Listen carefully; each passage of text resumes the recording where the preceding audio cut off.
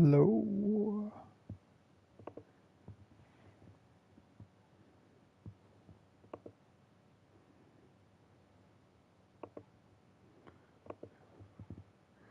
Okay, let's get these.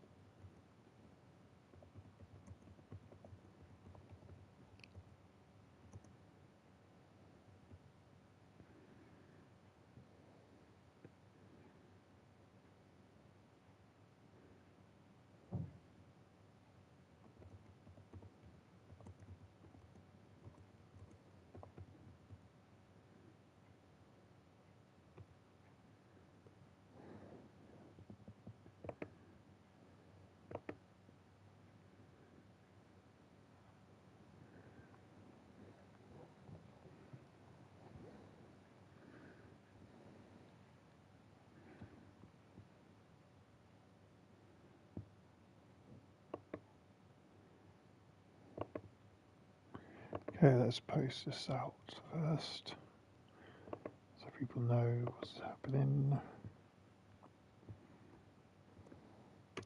But yeah, so I've never played this before. I may have seen something of it at some point, but I can't remember when.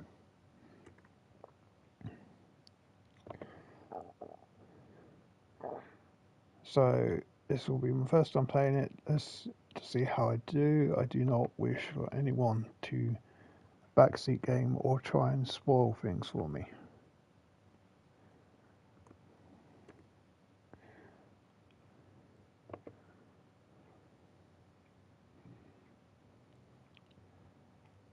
Third, it will result in a timeout. If you think I am being harsh or saying that, then that is what you feel. Otherwise, I'm doing it because I do not wish to have the enjoyment of the game taken from me. As I'm sure you're all aware that there are people out there that specifically will spoil things because they don't care about how the person feels.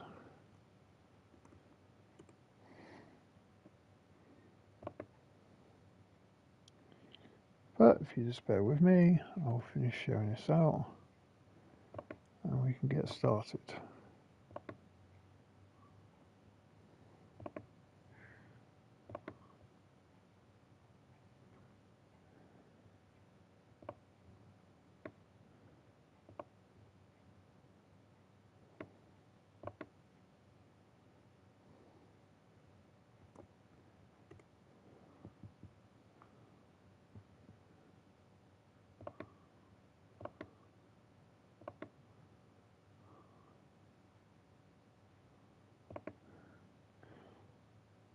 I think tomorrow, I may, depending on how I'm feeling, I might either continue with Fortnite, but then given with Fortnite I've only got the bonus pass left to claim, because I've got everything else including Godzilla.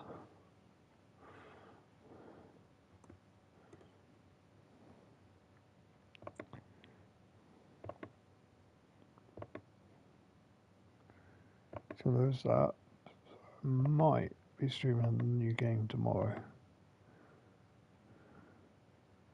Not sure yet.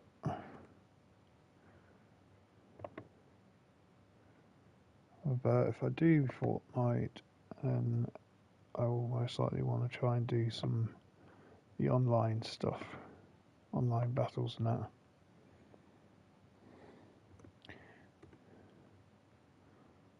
As well as doing all the standard stuff like escape rooms and maybe do a bit of the Phantom Investigation, which of course also have to at some point probably do another stream for Phasmophobia, because I've still got to do that. Do a little some Phasmophobia.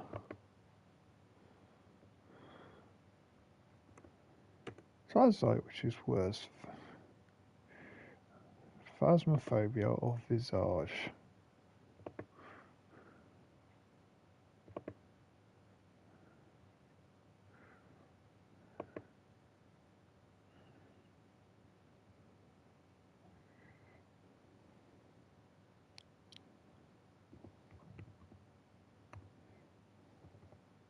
So the last bit should be done in.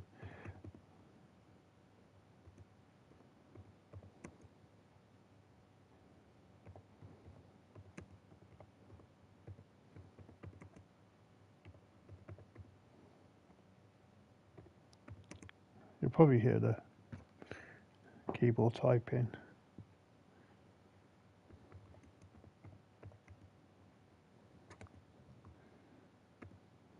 I don't want that. That's one.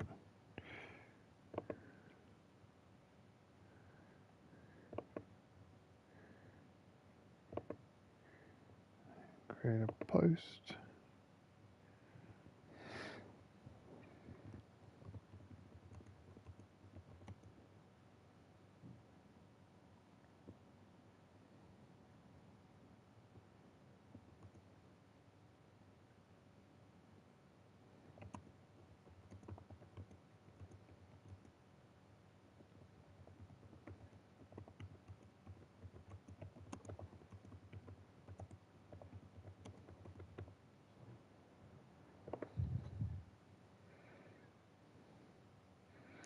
Okay.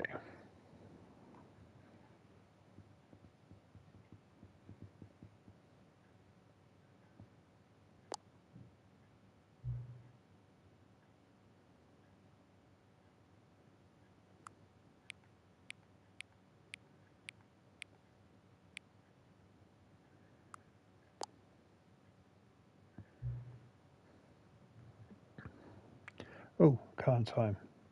Okay.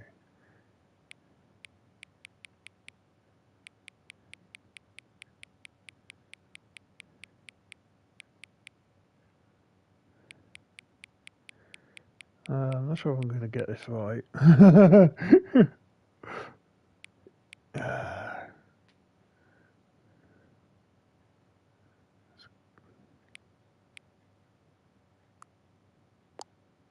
I think it's a bit fast what I do. Accessibility settings. Hey Judd. Accessibility settings can be accessed from the main menu.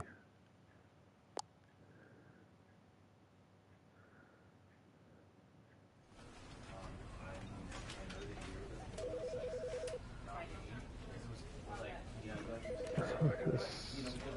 Oh wow. Okay, what?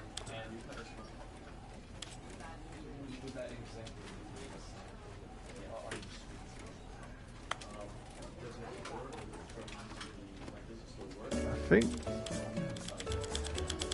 just because I'm a bit concerned with the music, I'll take the music off. Just on the off, just in case there's any issues. Crouch, pause, interact, move, look. Oh, wow, that's really simplified.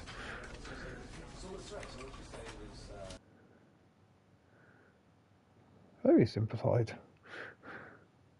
This is the story of a man named Stanley. Okay. Stanley worked for a company in a big building where he was employee number 427. Employee number 427's job was simple. He sat at his desk in room 427 and he pushed buttons on a keyboard. Orders came to him through a monitor on his desk, telling him what buttons to push, how long to push them, and in what order. This is what employee 427 did every day of every month of every year. And although others might have considered it soul-rending, Stanley relished every moment that the orders came in, as though he had been made exactly for this job. And Stanley was happy. And then one day, something very peculiar happened. Something that would forever change Stanley. Something he would never quite forget.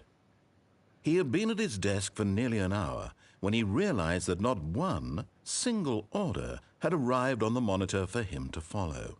No one had showed up to give him instructions, call a meeting, or even say hi. Never in all his years at the company had this happened, this complete isolation. Something was very clearly wrong. Shocked, frozen solid, Stanley found himself unable to move for the longest time. But as he came to his wits and regained his senses, he got up from his desk and stepped out of his office.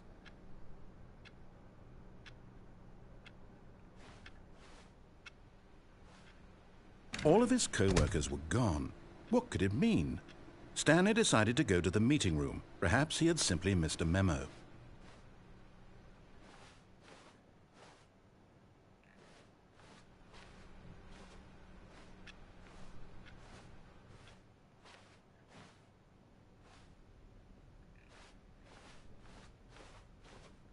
When Stanley came to a set of 2 open doors, he entered the door on his left.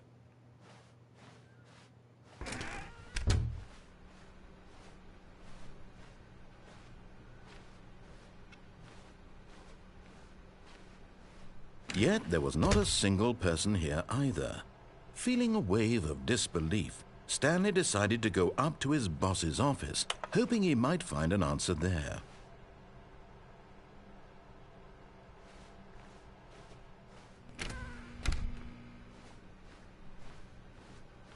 Coming to a staircase, Stanley walked upstairs to his boss's office.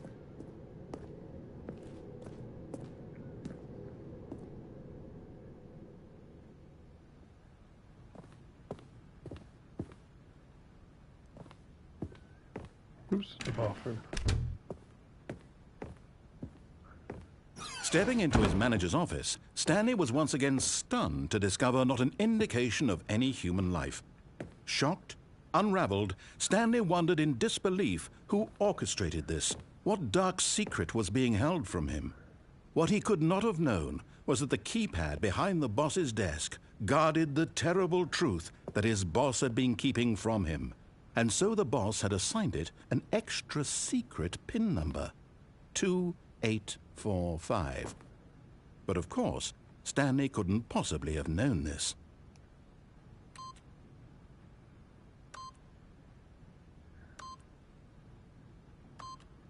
Yet incredibly, by simply pushing random buttons on the keypad, Stanley happened to input the correct code by sheer luck. Amazing. He stepped into the newly opened passageway.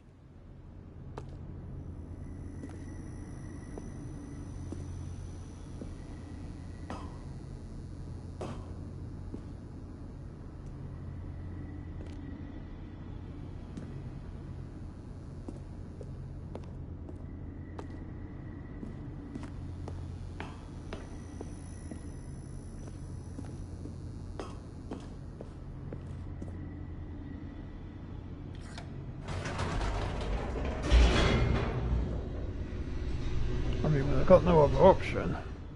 There's no other way around. I've walked this way and that Descending way. deeper into the building, Stanley realized he felt a bit peculiar. It was a stirring of emotion in his chest, as though he felt more free to think for himself, to question the nature of his job. Why did he feel this now, when for years it had never occurred to him? This question would not go unanswered for long. Oh, I think the lift broke. Stanley walked straight ahead through the large door that read Mind Control Facility.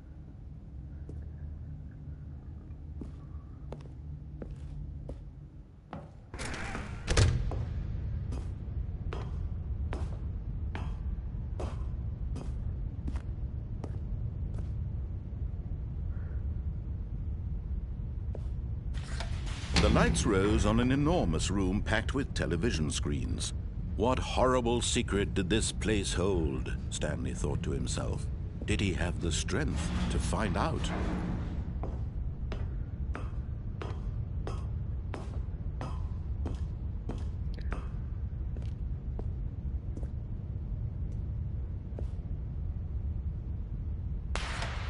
Now the monitors jumped to life, their true nature revealed.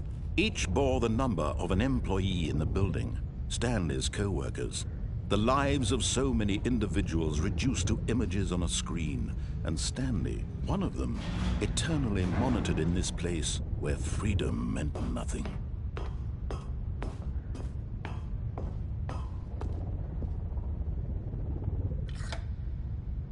This mind control facility, it was too horrible to believe. It couldn't be true. Had Stanley really been under someone's control all this time? Was this the only reason he was happy with his boring job? That his emotions had been manipulated to accept it blindly? No, he refused to believe it. He couldn't accept it. His own life in someone else's control? Never! It was unthinkable, wasn't it? Was it even possible? Had he truly spent his entire life utterly blind to the world?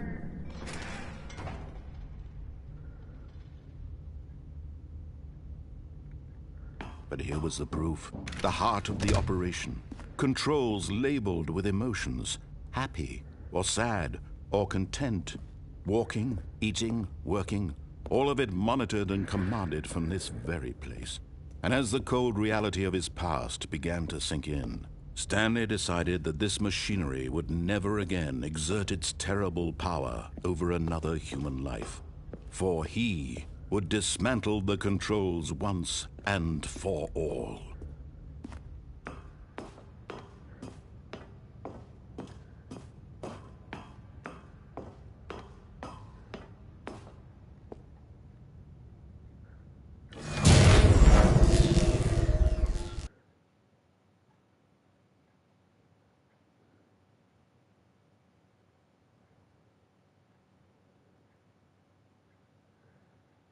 Blackness, and a rising chill of uncertainty.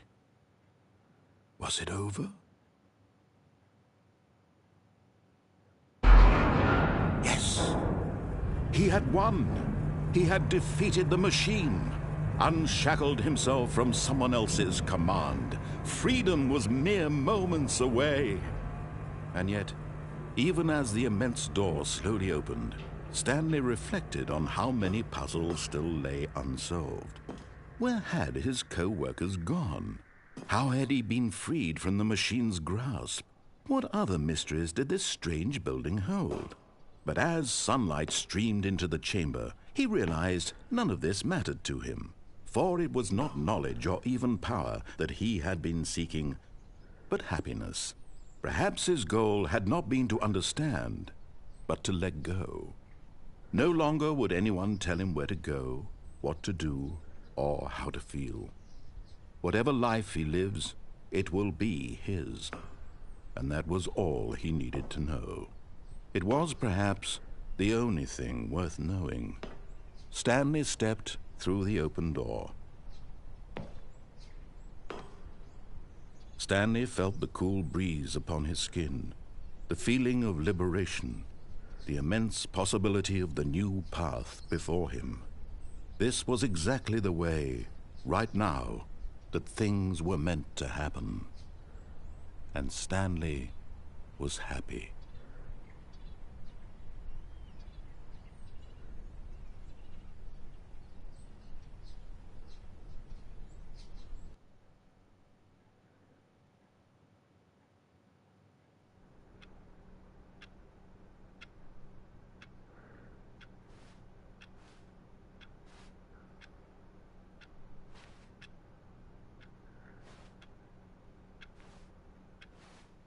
All of his co-workers were gone. What could it mean?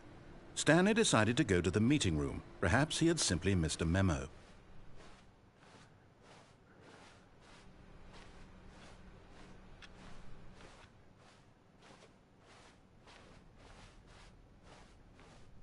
When Stanley came to a set of 2 open doors, he entered the door on his left. This was not the correct way to the meeting room, and Stanley knew it perfectly well. Perhaps he wanted to stop by the employee lounge first, just to admire it. Ah, yes, truly a room worth admiring. It had really been worth the detour after all, just to spend a few moments here in this immaculate, beautifully constructed room. Stanley, but eager to get back to business, Stanley took the first open door on his left.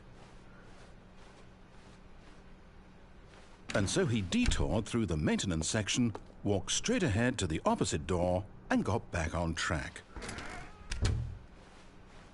Yet there was not a single person here either.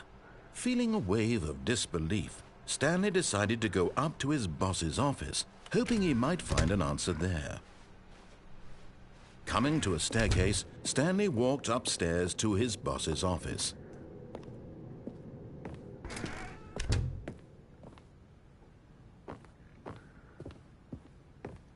Stepping into his manager's office, Stanley was once again stunned to discover not an indication of any human life. What could it mean? Stanley wondered aloud to nobody. He began wildly tearing through papers on the boss's desk, pulling books off the shelf, looking behind paintings, desperate for clues to his situation. But his attention was caught by a keypad behind the boss's desk. What could its purpose be? In fact, this keypad guarded the terrible secret that lay buried below his feet. And so the boss had assigned it an extra secret PIN number, 2845. But of course, Stanley couldn't possibly have known this.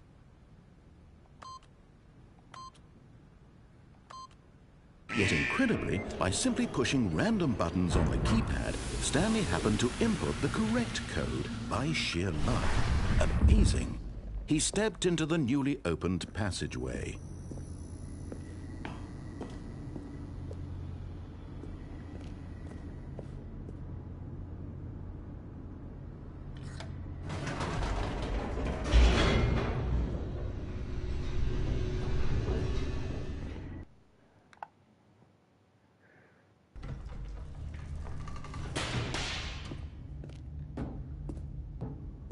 Stanley walked straight ahead through the large door that read Mind Control Facility. Although this passageway had the word Escape written on it, the truth was that at the end of this hall, Stanley would meet his violent death. The door behind him was not shut. Stanley still had every opportunity to turn around and get back on track. At this point, Stanley was making a conscious, concerted effort to walk forward and willingly confront his death.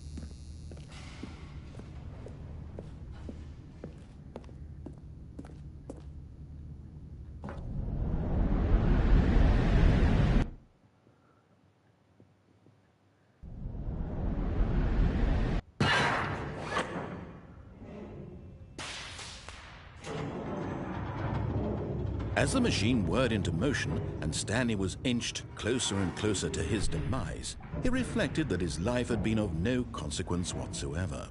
Stanley can't see the bigger picture. He doesn't know the real story, trapped forever in his narrow vision of what this world is.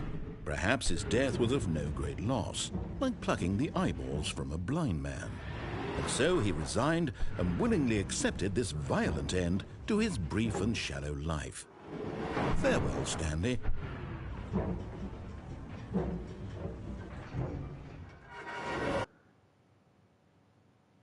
Farewell, Stanley, cried the narrator, as Stanley was led helplessly into the enormous metal jaws.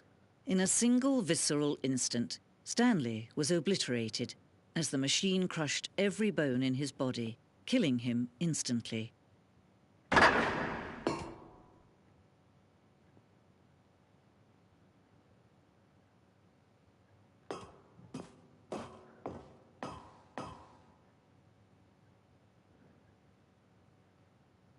And yet it would be just a few minutes before Stanley would restart the game, back in his office, as alive as ever. What exactly did the narrator think he was going to accomplish?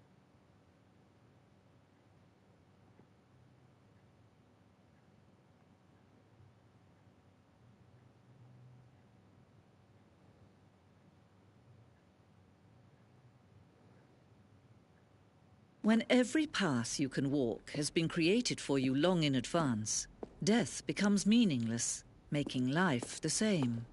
Do you see now? Do you see that Stanley was already dead from the moment he hit start?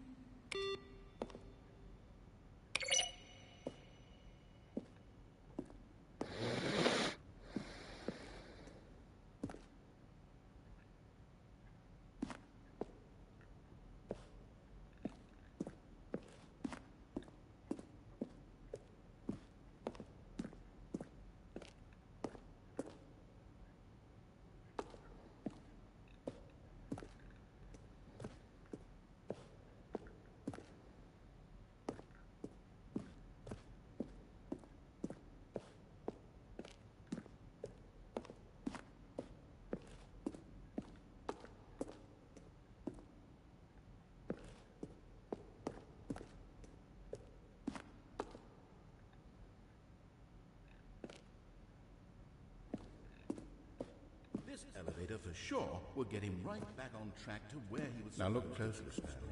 See how it's impossible for the player to do anything in this room? Perfect example of poor level design. Textbook mistake. It's the kind of thing you'd pick up on intuitively if you had even the most fundamental understanding of good and bad game design. But of course...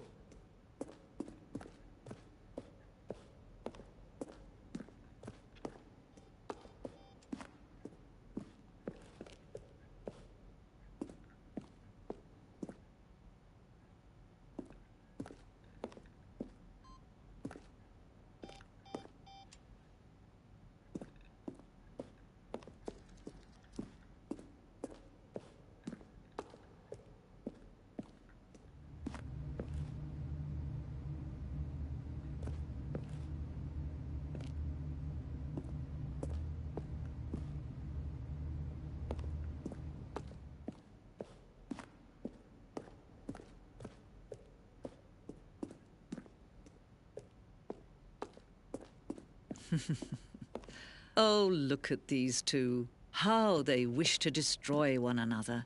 How they wish to control one another. How they both wish to be free.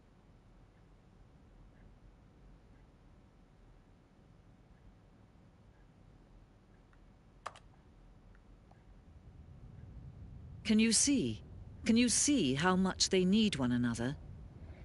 No, perhaps not. Sometimes these things cannot be seen. But listen to me. You can still save these two. You can stop the program before they both fail. Turn off your PlayStation. There's no other way to beat this game. As long as you move forward, you'll be walking someone else's path. Stop now and it'll be your only true choice. Whatever you do, choose it. Don't let time choose for you. Don't let...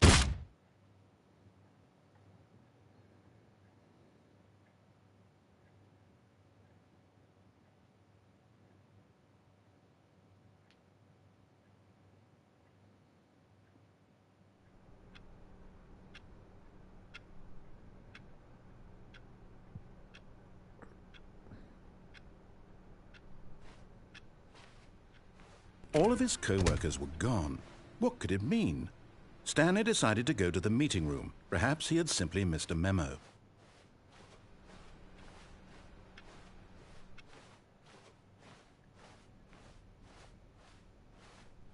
When Stanley came to a set of 2 open doors, he entered the door on his left. This was not the correct way to the meeting room, and Stanley knew it perfectly well. Perhaps he wanted to stop by the employee lounge first, just to admire it. Wow. Yes, this room. What a beautiful room. What a gorgeous, gorgeous room. Thank goodness Stanley had taken this detour on his way to the meeting room. Life without having experienced this room was now too horrible even to consider. But eager to get back to business, Stanley took the first open door on his left.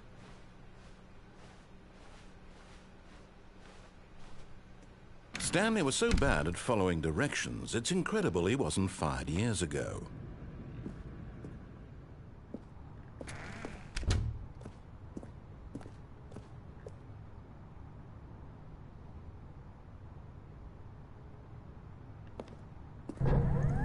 Look, Stanley, I think perhaps we've gotten off on the wrong foot here. I'm not your enemy, really, I'm not. I realize that investing your trust in someone else can be difficult, but the fact is that the story has been about nothing but you all this time. There's someone you've been neglecting, Stanley. Someone you've forgotten about. Please, stop trying to make every decision by yourself. Now, I'm not asking for me, I'm asking for her. This is it, Stanley. Your chance to redeem yourself. To put your work aside, to let her back into your life. She's been waiting.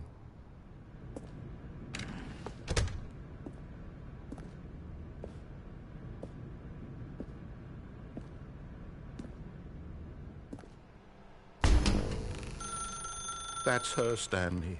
You need to be the one to do this.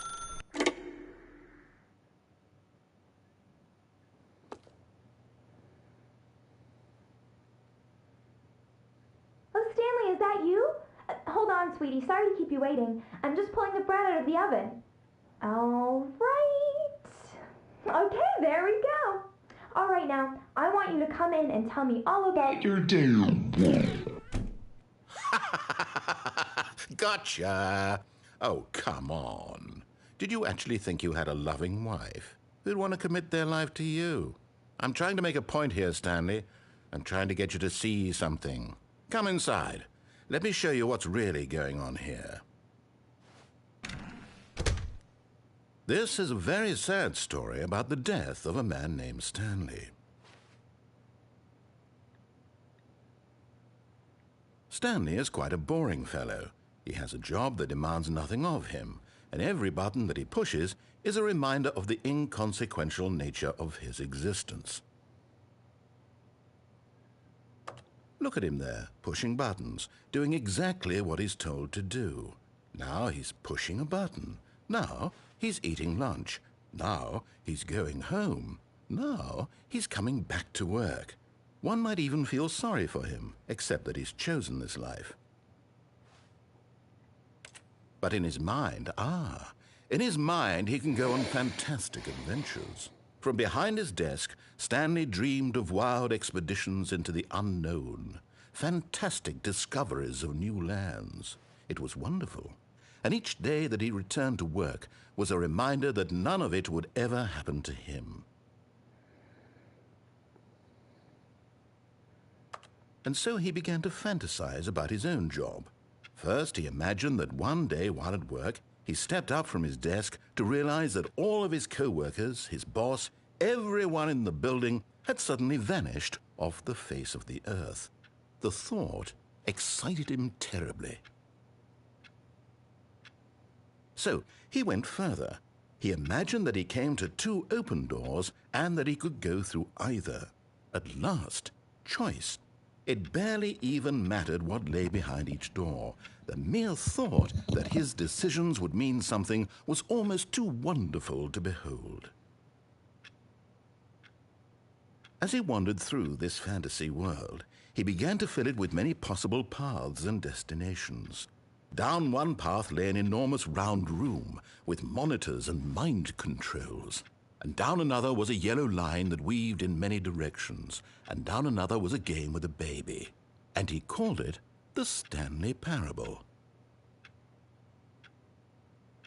It was such a wonderful fantasy, and so in his head he relived it again, and then again, and again, over and over, wishing beyond hope that it would never end, that he might always feel this free. Surely there's an answer down some new path, mustn't there be? Perhaps if he played just one more time. But there is no answer. How could there possibly be? In reality, all he's doing is pushing the same buttons he always has. Nothing has changed. The longer he spends here, the more invested he gets, the more he forgets which life is the real one. And I'm trying to tell him this, that in this world he can never be anything but an observer, that as long as he remains here, he's slowly killing himself. But he won't listen to me. He won't stop. Here, watch this. Stanley, the next time the screen asks you to push a button, do not do it.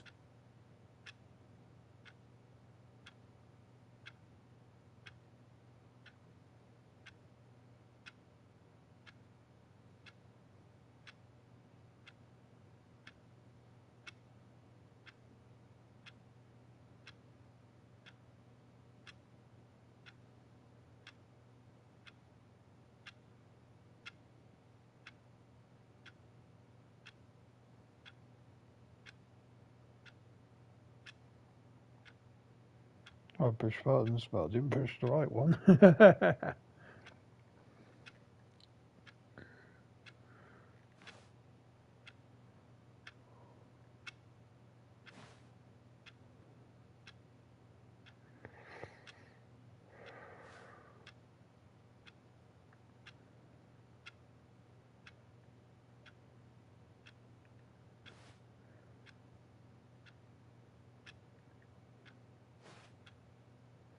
Ooh, I think that mug says hate Mondays.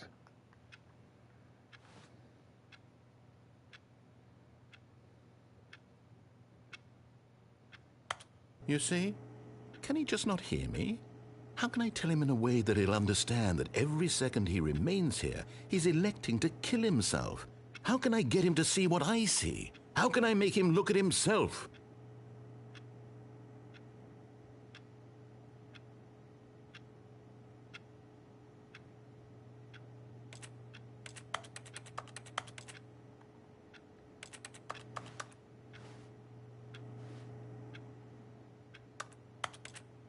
I suppose I can't, not in the way I want him to.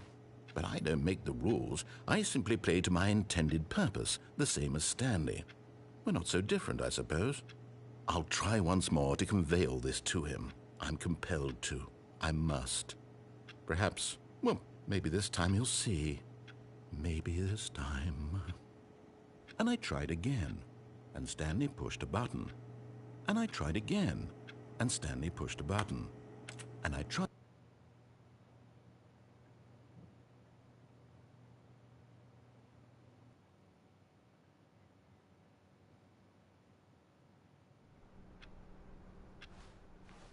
All of his co-workers were gone.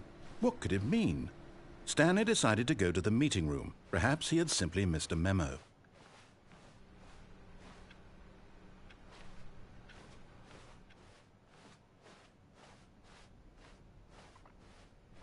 When Stanley came to a set of 2 open doors, he entered the door on his left.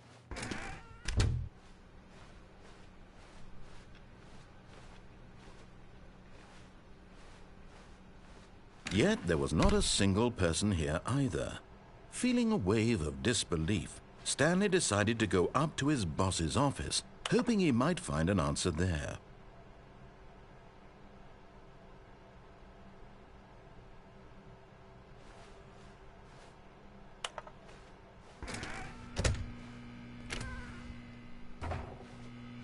Stanley stepped into the broom closet, but there was nothing here, so he turned around and got back on track. Coming to a staircase, Stanley walked upstairs to his boss's office.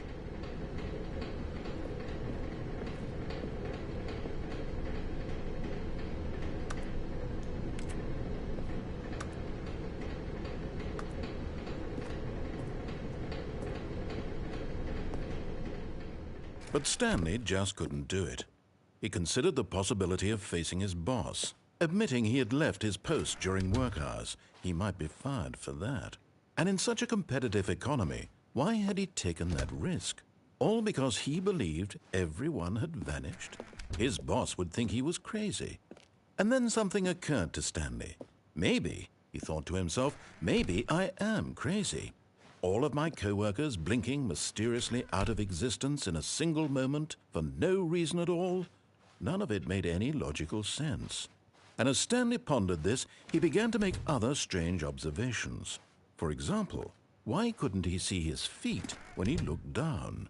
Why did doors close automatically behind him wherever he went?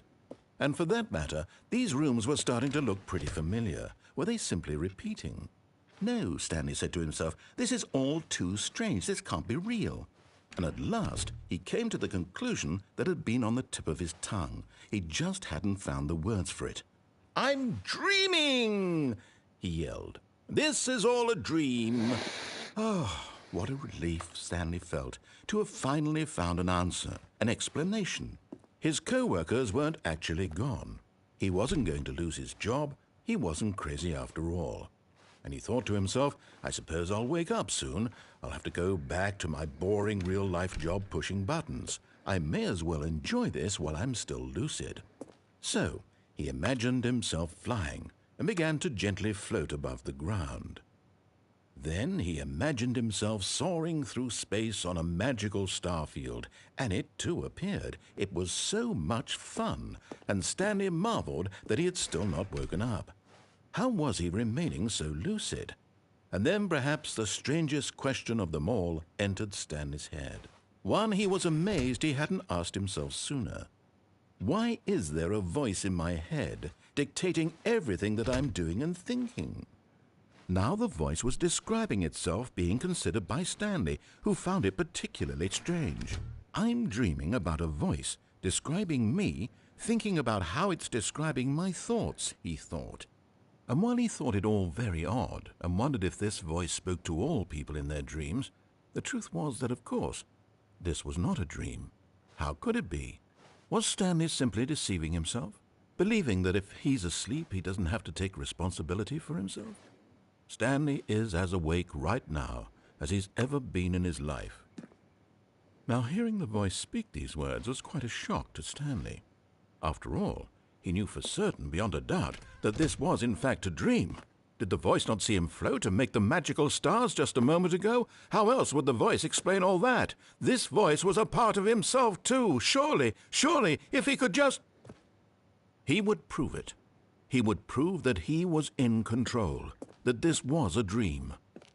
So he closed his eyes gently, and he invited himself to wake up. He felt the cool weight of the blanket on his skin, the press of the mattress on his back, the fresh air of a world outside this one.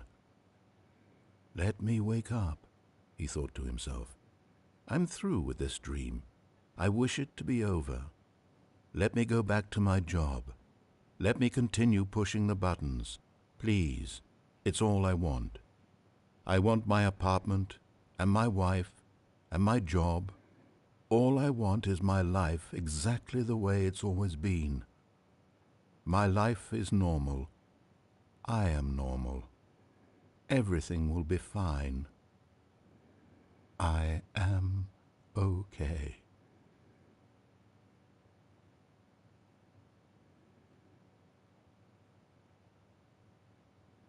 Stanley began screaming. Please, someone, wake me up. My name is Stanley. I have a boss. I have an office. I am real. Please, just someone tell me I am real. I must be real. I must be. Can anyone hear my voice? Who am I? Who am I?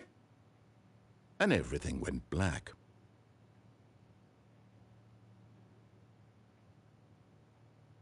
This is the story of a woman named Mariella. Mariella woke up on a day like any other. She arose, got dressed, gathered her belongings, and walked to her place of work. But on this particular day, her walk was interrupted by the body of a man who had stumbled through town talking and screaming to himself, and then collapsed dead on the sidewalk. And although she would soon turn to go call for an ambulance, for just a few brief moments she considered the strange man. He was obviously crazy. This much she knew. Everyone knows what crazy people look like. And in that moment, she thought to herself how lucky she was to be normal. I am sane. I am in control of my mind. I know what is real and what isn't. It was comforting to think this, And in a certain way, seeing this man made her feel better. But then she remembered the meeting she had scheduled for that day. The very important people whose impressions of her would affect her career, and by extension, the rest of her life. She had no time for this, so it was only a moment that she stood there, staring down at the body. And then she turned and ran.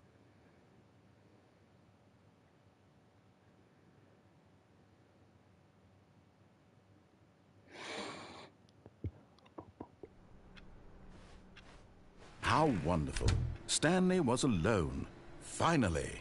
This is great, he thought to himself. This is what I've wanted all along. I got what I wanted.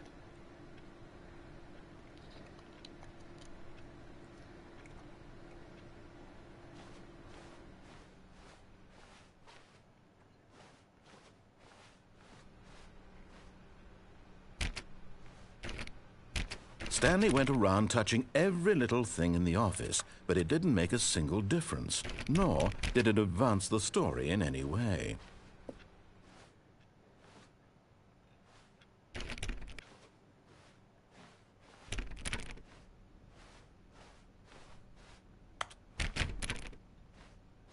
When Stanley came to a set of 2 open doors, he entered the door on his left.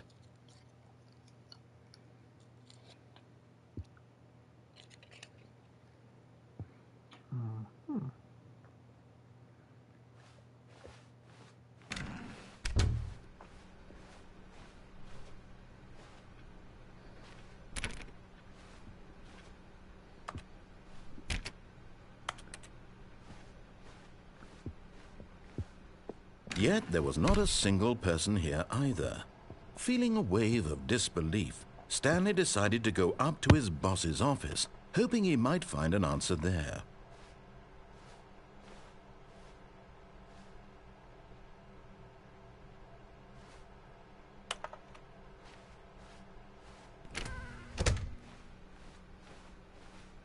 Coming to a staircase, Stanley walked upstairs to his boss's office.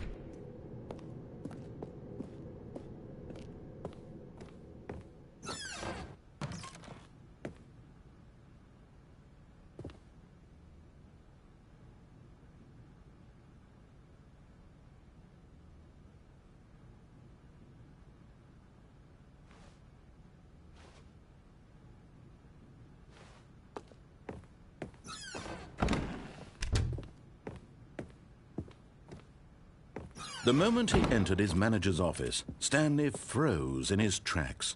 Not a living soul anywhere. Could he really be all alone? This was too much for Stanley to take. Too much for any man to take. He fell to his knees, bursting into half moans, half sobs, the guttural retching of life from a man denied any hope, any reason to keep going. Here on the floor, he lay prone, paralyzed by fear for nearly a full hour. Hey, but when at nerd. last he began to move about and survey the situation, he found a keypad behind the boss's desk. What could it mean? Was it a sign of hope for Stanley's future? Alas, it was not. For although this keypad guarded the terrible secret of Stanley's past, it had been assigned a 4-digit code so devious and so random that no man could ever hope to guess it. 2845.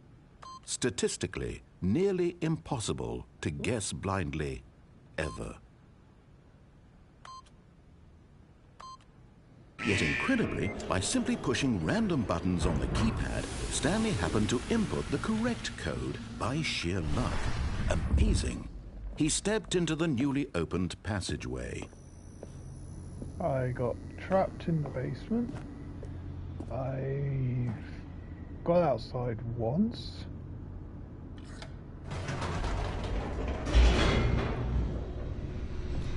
I got crushed to death. I randomly fell on the floor and apparently died. Stanley walked straight ahead through the large door that read Mind Control Facility.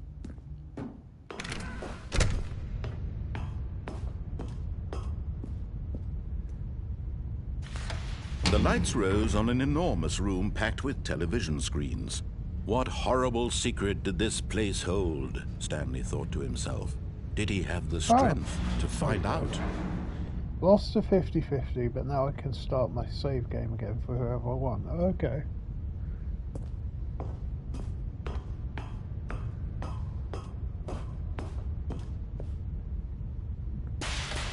Now the monitors jumped to life, their true nature revealed.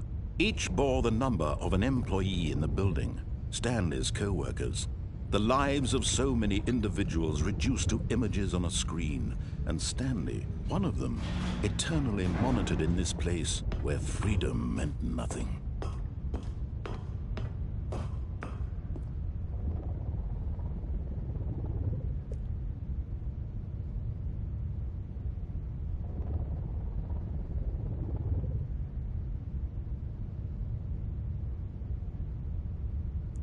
Cool.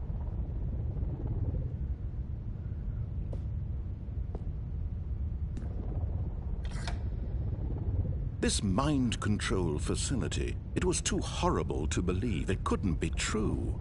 Had Stanley really been under someone's control all this time? Was this the only reason he was happy with his boring job? That his emotions had been manipulated to accept it blindly? No, he refused to believe it. He couldn't accept it. His own life in someone else's control? Never! It was unthinkable, wasn't it? Was it even possible? Had he truly spent his entire life utterly blind to the world? But here was the proof. The heart of the operation. Controls labeled with emotions. Happy, or sad, or content. Walking, eating, working, all of it monitored and commanded from this very place.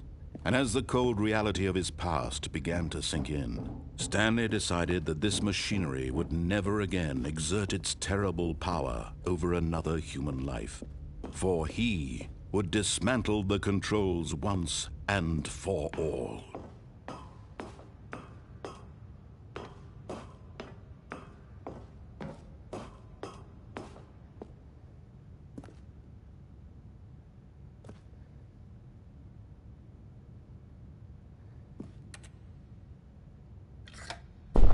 Oh, Stanley, you didn't just activate the controls, did you? After they kept you enslaved all these years, you go and you try to take control of the machine for yourself. Is that what you wanted? Control? Oh, Stanley, I applaud your effort, I really do. But you need to understand, there's only so much that machine can do. You were supposed to let it go, turn the controls off, and leave. If you want to throw my story off track, you're going to have to do much better than that. I'm afraid you don't have nearly the power you think you do. For example, and I believe you'll find this pertinent, Stanley suddenly realized he had just initiated the network's emergency detonation system. In the event that this machine is activated without proper DNA identification, nuclear detonators are said to explode, eliminating the entire complex. How long until detonation then? Let's say, 2 minutes.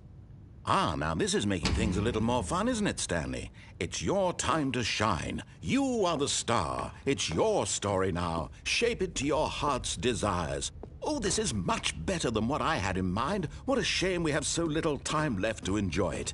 Mere moments until the bomb goes off. But what precious moments each one of them is.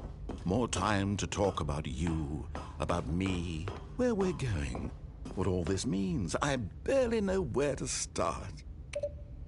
What's that? You'd like to know where your co-workers are? A moment of solace before you're obliterated? All right, I'm in a good mood. You're gonna die anyway. I'll tell you exactly what happened to them. I erased them. I turned off the machine. I set you free. Of course, that was merely in this instance of the story. Sometimes when I tell it, I simply let you sit there in your office forever, pushing buttons endlessly and then dying alone. Other times, I let the office sink into the ground, swallowing everyone inside, or I let it burn to a crisp.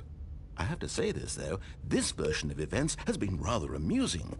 Watching you try to make sense of everything and take back the control wrested away from you, it's quite rich.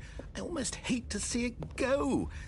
But I'm sure whatever I come up with on the next go-around will be even better. My goodness, only 34 seconds left. But I'm enjoying this so much. You know what? To hell with it. I'm going to put some extra time on the clock, why not? These are precious additional seconds, Stanley. Time doesn't grow on trees. Oh dear me, what's the matter, Stanley? Is it that you have no idea where you're going or what you're supposed to be doing right now? Or did you just assume when you saw that timer that something in this room was capable of turning it off? I mean, look at you. Running from button to button, screen to screen, clicking on every little thing in this room. These numbered buttons, no, these colored ones. Or maybe this big red button, or this door. Everything, anything, something here will save me. Why would you think that, Stanley? That this video game can be beaten? Won? Solved? Do you have any idea what your purpose in this place is? Stanley, you're in for quite a disappointment. But here's a spoiler for you. That timer isn't a catalyst to keep the action moving along. It's just seconds ticking away to your death. You're only still playing instead of watching a cutscene because I want to watch you for every moment that you're powerless. To see you made humble. This is not a challenge. It's a tragedy. You wanted to control this world, that's fine. But I'm going to destroy it first, so you can't. Take a look at the clock, Stanley. That's 30 seconds you have left to struggle. 30 seconds until a big boom and then nothing. No ending here, just you being blown to pieces. Will you cling desperately to your frail life, or will you let it go peacefully? Another choice. Make it count. Or don't. It's all the same to me, all a part of the joke. And believe me, I will be laughing at every second of your inevitable life from the moment we fade in until the moment I say, happily ever after.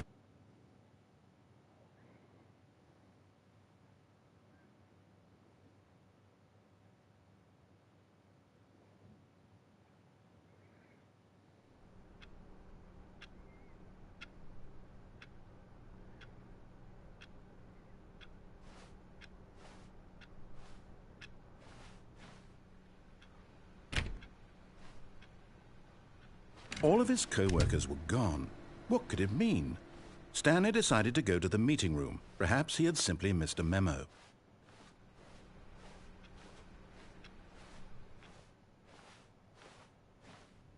Oh, new content? What does that mean, new content?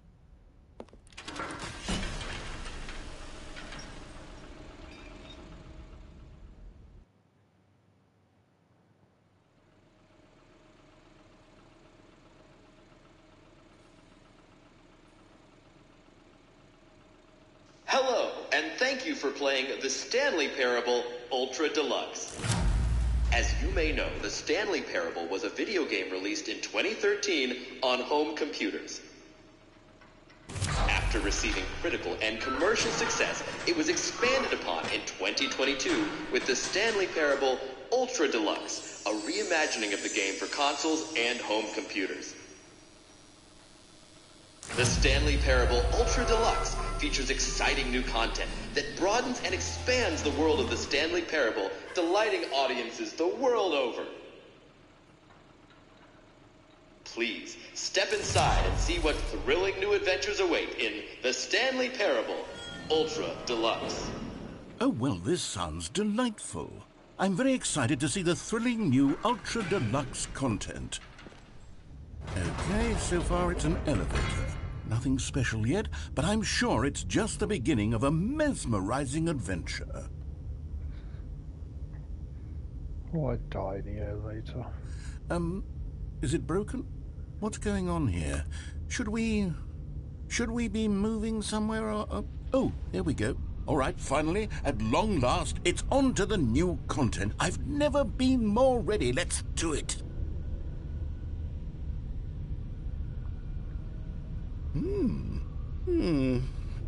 I have to say, initial impressions of Stanley Parable Ultra Deluxe, mostly tedious. It's as if the... Oh, okay. Let's see the content. Gimme the content, Stanley. All right, let's see. It's The jump circle?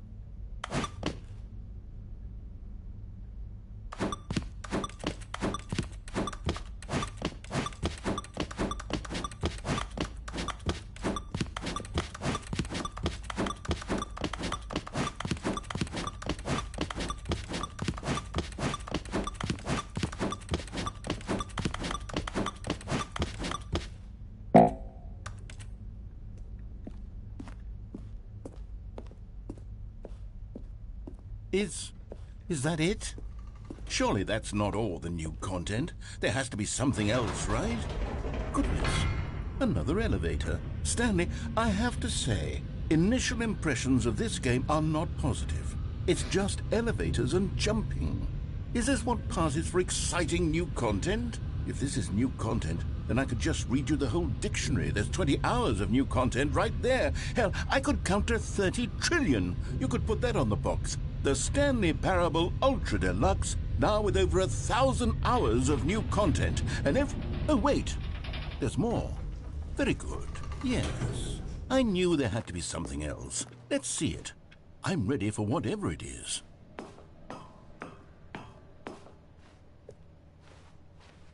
That's it? Oh, you've got to be kidding me. You see, Stanley?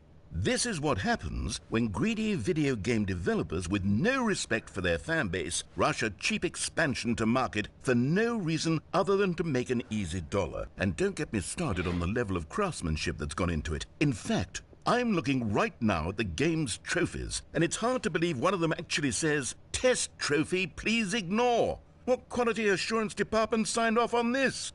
I'm infuriated and I'm offended, and I intend to find these people on Twitter and hold them personally accountable.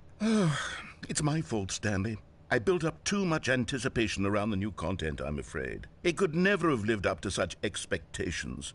If you're still with me, why don't we just reset the game, and we'll try to get back to what the Stanley Parable is really about. No frills, no gimmicks.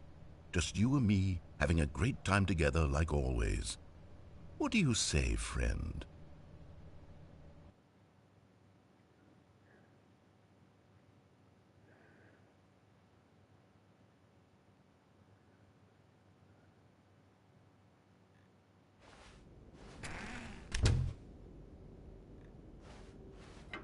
Psst! Stanley! Come over here! In the vent! I want to show you something!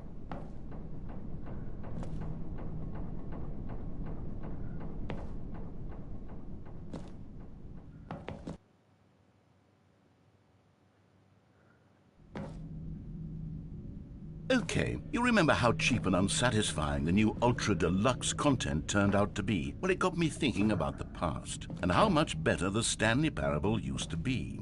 So I made something special and tucked it away here where the game's developers won't find it. Just our little secret. Take a look. I call it the Memory Zone. It's where I've been storing all my favorite memories so I can relive the peak experiences of my life whenever I want. Experiences like the launch of the Stanley Parable on PC. You see, Stanley, doesn't the Memory Zone remind you of how wonderful Stanley Parable was before it was sullied with a cheap PlayStation port? Remember back in October of 2013 when the game originally launched? Back then, video games had integrity. Back then, it all meant something. Oh, the waste.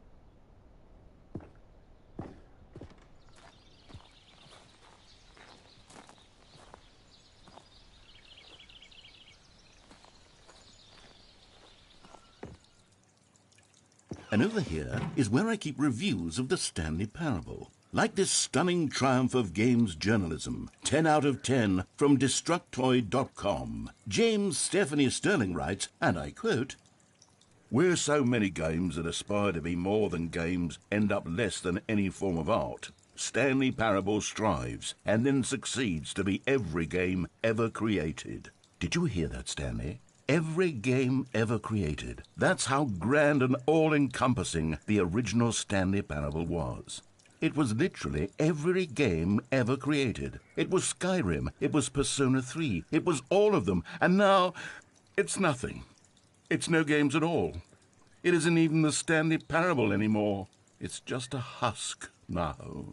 A lifeless husk with an hour of new elevator content.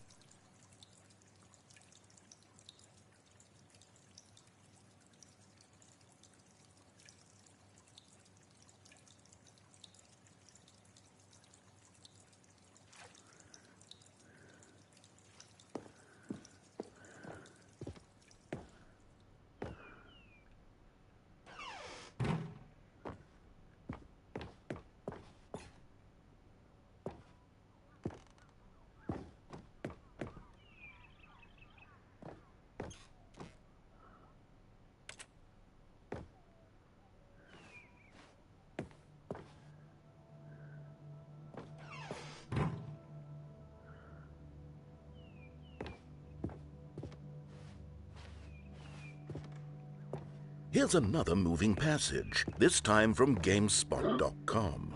The Stanley Parable is both a richly stimulating commentary on the nature of choice in games and one that offers some of the most enjoyable, surprising, and rewarding choices I've ever been confronted with in a game. 9 out of 10. Don't you get it, Stanley? The game was perfect. It didn't need anything else. It didn't need new content. All they had to do was transport it in pristine condition along to the PlayStation. Boom, done. And they couldn't even do that. Couldn't resist the urge to go meddling with a beloved franchise.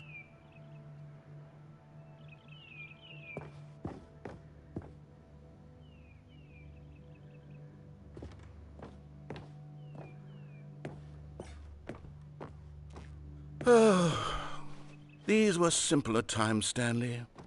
But I wouldn't give to go back, to have it all over again. Wait, hang on. I don't recall this part of the memory zone before. What's this? What's down here? Oh, no. Oh, God, no, Stanley. It's a collection of reviews from Pressurized Gas, the extremely popular online storefront for computer games. I haven't looked at these in years. I can't even imagine what's been collecting down here. Surely these reviews were glowing as well, weren't they? Honestly, I could not be bothered to play this game to full completion. The narrator is obnoxious and unfunny, with his humor and dialogue proving to be more irritating than entertaining. Unfunny! I'm not trying to be funny. I'm trying to make a serious work of art. I suppose I could write up a handful of gags to insert into the Stanley Parable, but the game is already such a densely layered web of profound philosophical insights that I can't even imagine where I'd have the room to stick them.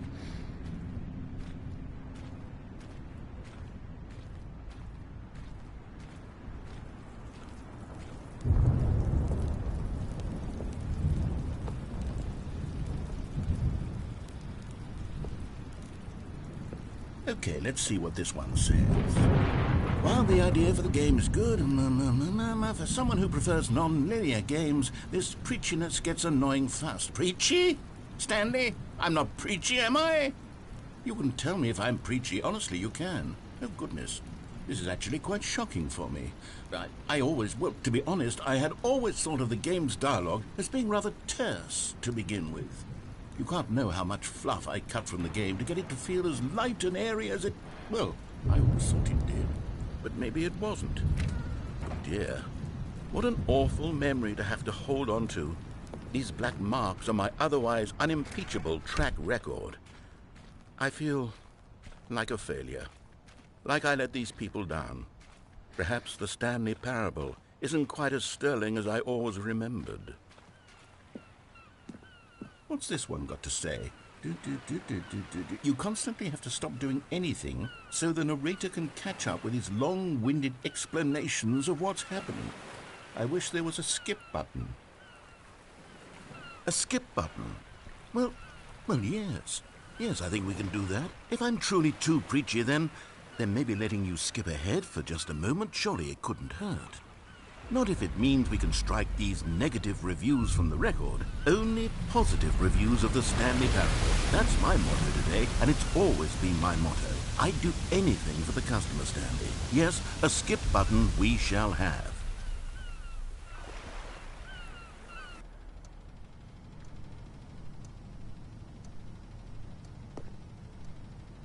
Ah.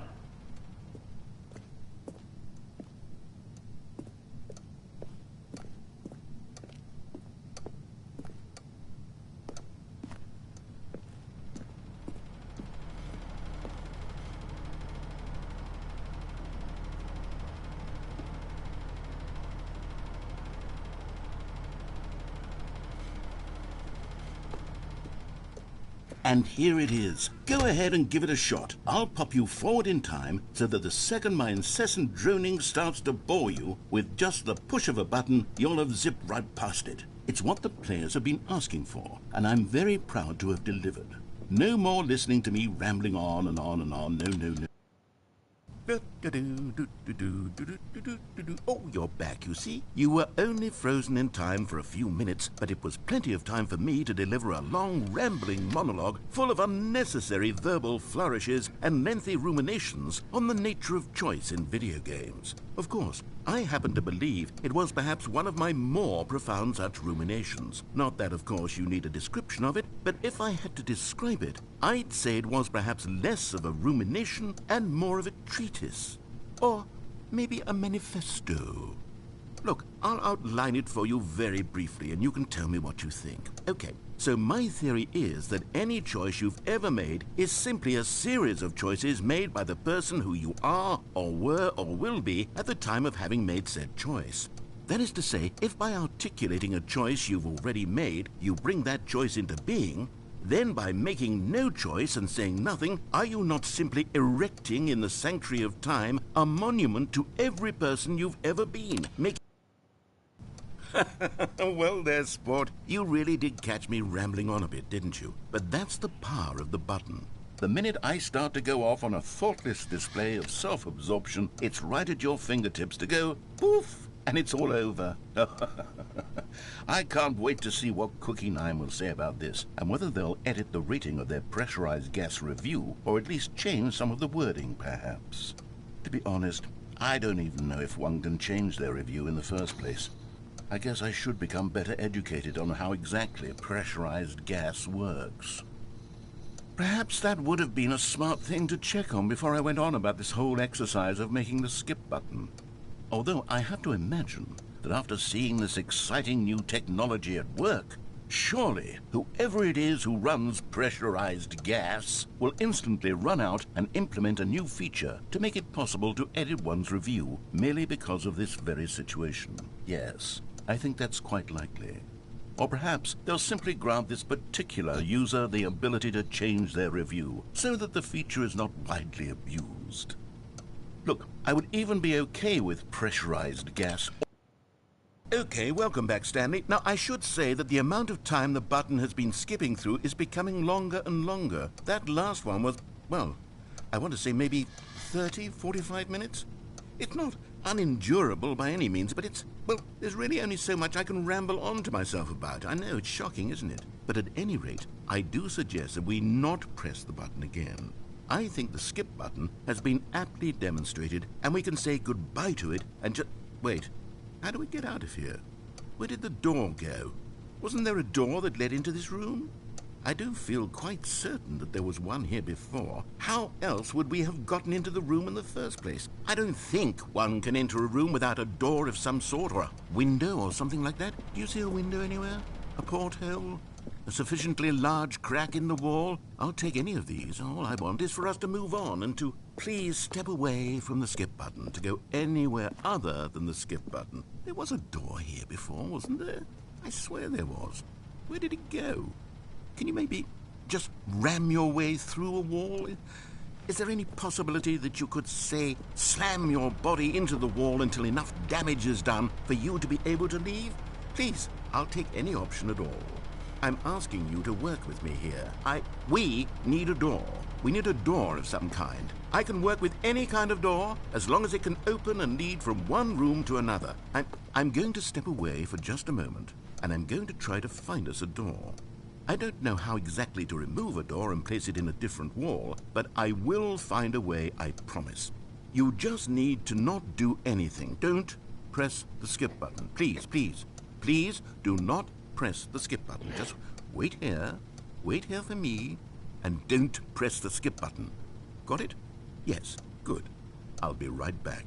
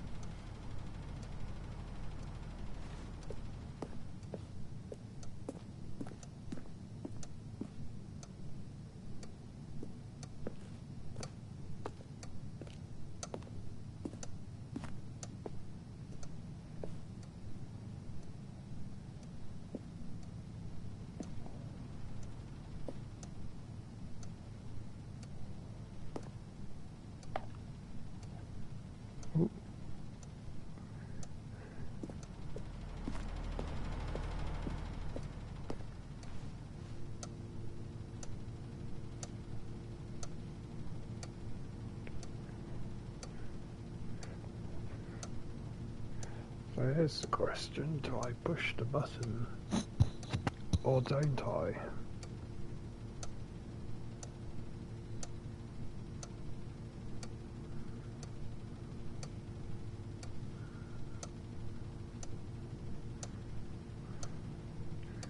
I mean, will the voice narrator come back while I'm standing here?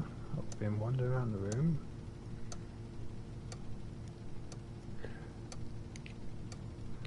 Or do I need to just push the button and see if disaster strikes?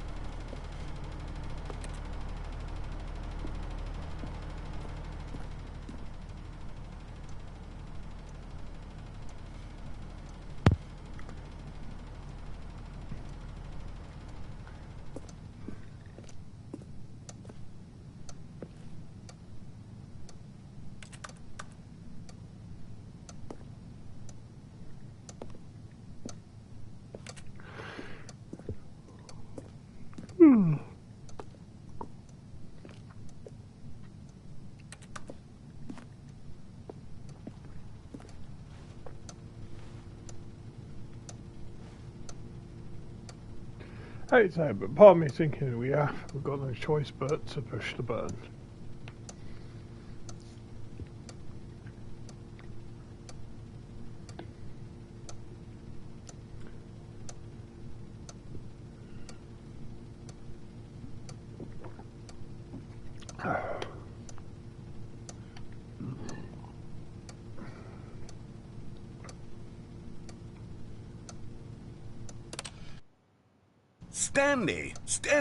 Stanley, please don't push the button again. It's been 12 hours. You've just been frozen there. I don't know why the skips are getting longer, but they're really, truly getting longer, and my God, there's no way out of the room. Stanley, the door is gone. It's completely gone. I've looked at it from every angle. I've checked every one of those walls 1,000 times, and there's no door, Stanley. There's no door. There's just you and the button, and if you keep pressing it, I have no idea what will happen. I have no idea how long I'll be made to sit here, and more than anything else, I don't know how to stop you from pressing the button again. I can't control anything in this room, Stanley. I can't touch it, and I have to believe, I have to know that sooner or later, no matter how much I plead with you, you're going to press the button.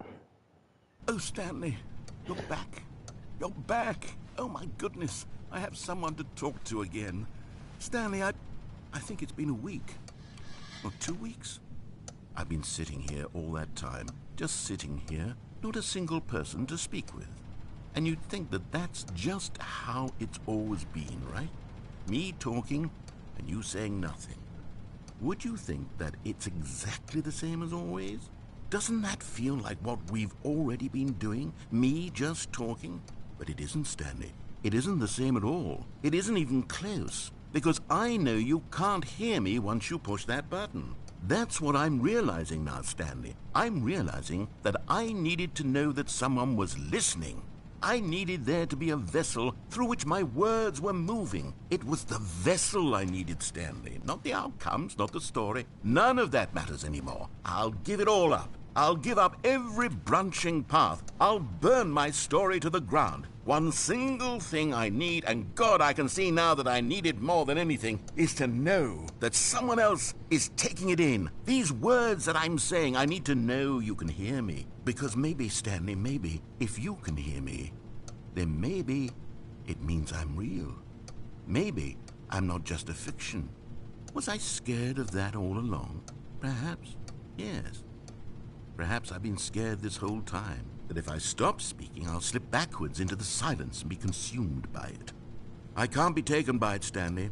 I can't lose myself in the stretch of emptiness between you and me. When you press that button, you're still right there, but I know you're so tremendously far away. And in those moments, the emptiness folds itself outward in between the two of us, and I am suspended in its unyielding quietness. I can feel the edges of my reality curdling inward and decaying. I can tell that I am becoming less and less real.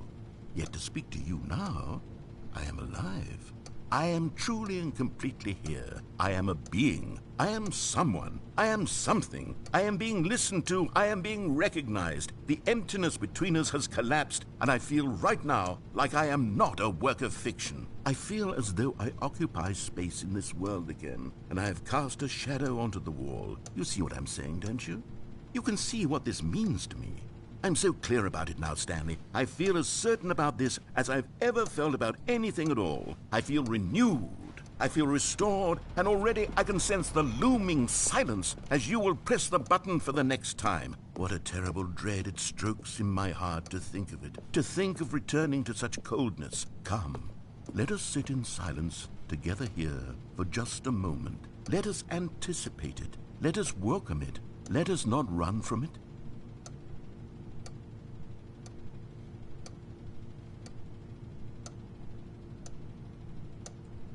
I wonder how long you'll stay quiet before I have to push the button.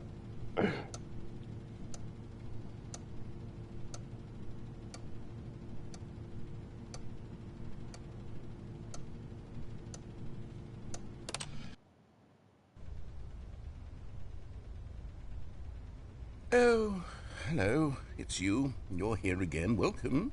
I have had time to think about you and about us and about everything we've been through. I've had so much time. I stopped keeping track after a year. Have you ever sat down in one place and not moved for one entire year? Let me describe it for you. To begin with, there is only regret. There is only the turning wheel of missed opportunities. I felt nothing at all but regret for the longest time, Stanley. Days, months. I lost it all in a blur of the deepest longing to undo the past.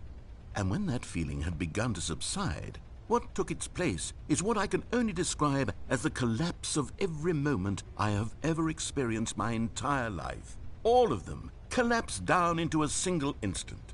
In that instant, I could see myself clearly, calmly, with a collected heart. It was an impossibly rich wellspring of both delight and disgust simultaneously. I was consumed by it. I could do nothing but wallow in it for what felt like an eternity, for what I now know was far less. You see, it was a revelation for me. It was unlike anything I had ever known. It was a space without consequence, without action or outcome. It was divorced entirely from the question of free will that you and I have squabbled over for so long. There could be no one ending, no singular outcome of events, not if all events existed in the same moment, and I felt freed. I felt unburdened by the need to manifest a particular outcome into being. I saw that I could allow myself to exist along all timelines, and that each of them was simply a strand in the web of my being. It was incredible. The spaciousness, the equanimity of the moment, both singular and infinite. For the longest time, this was my experience. And then this moment passed, and the most unyielding fear I have ever known crept into my mind. And it is this sensation that I have been experiencing now for longer than I could have ever expected was possible. I have been waiting for you. Not that you might save me or do something to fix it, but merely to state for you the plain fact of this manner of existence. I wish you to feel afraid as I do, that perhaps one day this state of mind will consume you as well. Perhaps you will somehow, in some way, have to live as I do now, and I wish for you to know how excruciating it is, and for you to be in true terror of its eventual arrival. If I can only do this, only this one thing, perhaps it will bring me the smallest moment of peace in the darkness.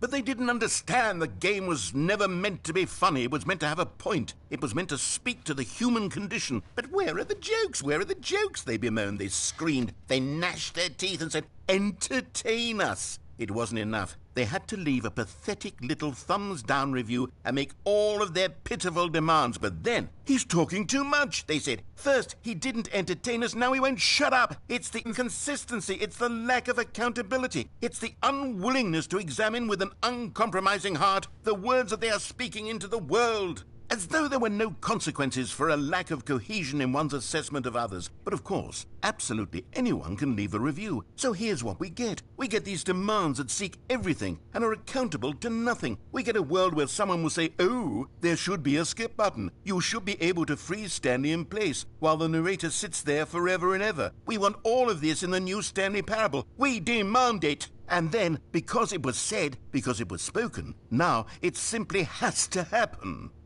The most immediate desires, every single thing demanded by every person at every moment in time. If someone wants it, then it's a crime not to bring it into being. Have we been given to indulging every fleeting whim for no reason other than to do so? Yes! Yes! It seems that this is now the world we live in. It seems that we are a people living in such bleakness and discomfort with ourselves that our entertainment is now our lives. It has come to represent us. It absolutely must speak to who we are as people, because otherwise, without our entertainment, we have nothing. Without entertainment, we would have to face inward toward the cruel bleakness inside ourselves. We would turn to look at our deeper nature and find a resounding emptiness gazing back with unyielding aggression. And so because of this, we require that our amusements and our playthings and our flights of fancy be so impossibly captivating that they consume all of our attention, turn our heads completely away from the bleakness. In effect, we have demanded that our entertainment be the collapse of ourselves.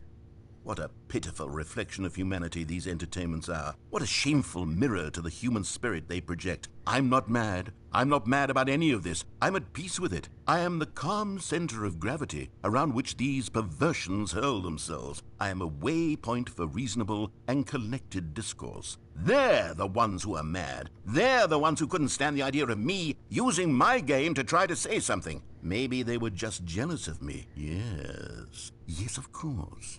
They've been jealous of me this whole time. They are mired in fear and insecurity and cannot help but attempt to tear me down. What a sad state of affairs. When you...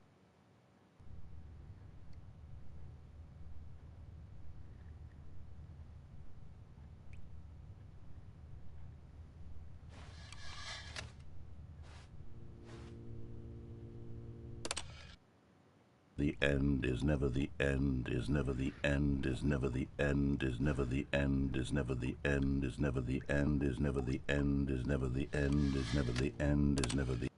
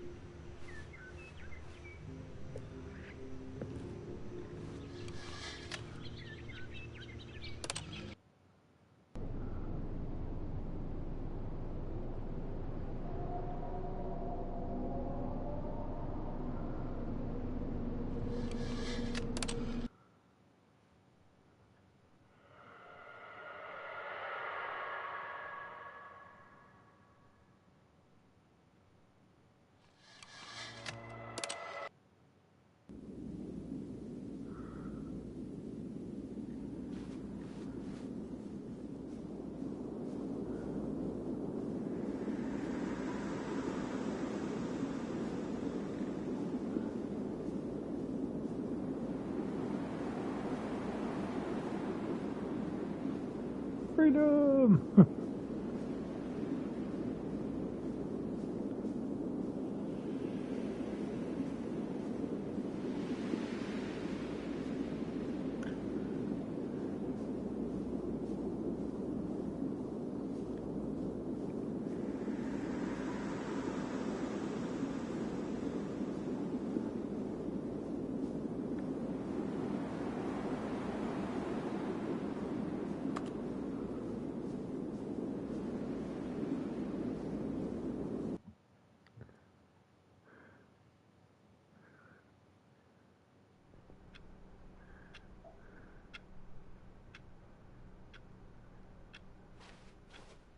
All of his co-workers were gone.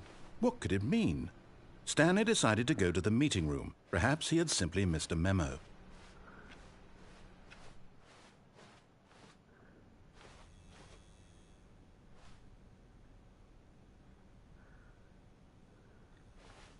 Oh, good. You notice my sign. Yes, I have something very exciting to show you.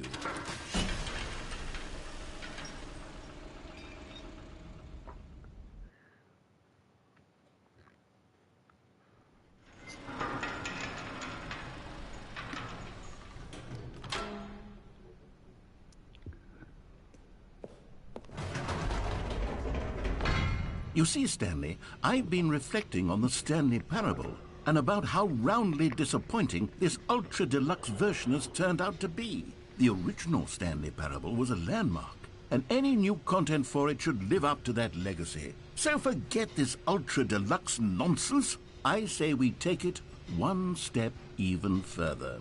Which is why I'm very proud to announce for the first time ever, the Stanley Parable 2.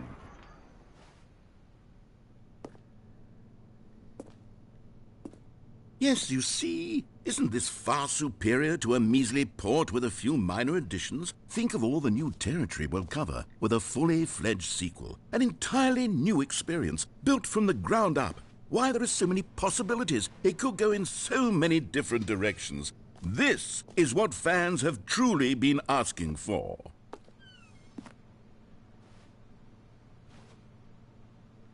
Calling it the Stanley Parable 2 is just so much catchier than Ultra Deluxe, don't you think? Ultra Deluxe? What does it even mean? But the Stanley Parable 2, now that's an artistic statement right there. It's future-oriented. It screams progress and innovation and long-term franchising potential. Now, to be clear, I haven't quite nailed down what exactly the Stanley Parable 2 is going to be, but let's take a look at some of the features I've been developing for it. I figure that if I can loosely organize a handful of interesting concepts, that surely the game will sort of naturally spring up around them. It'll all work itself out. Game development is much more of a fuzzy magic than anything scientific or logical, really.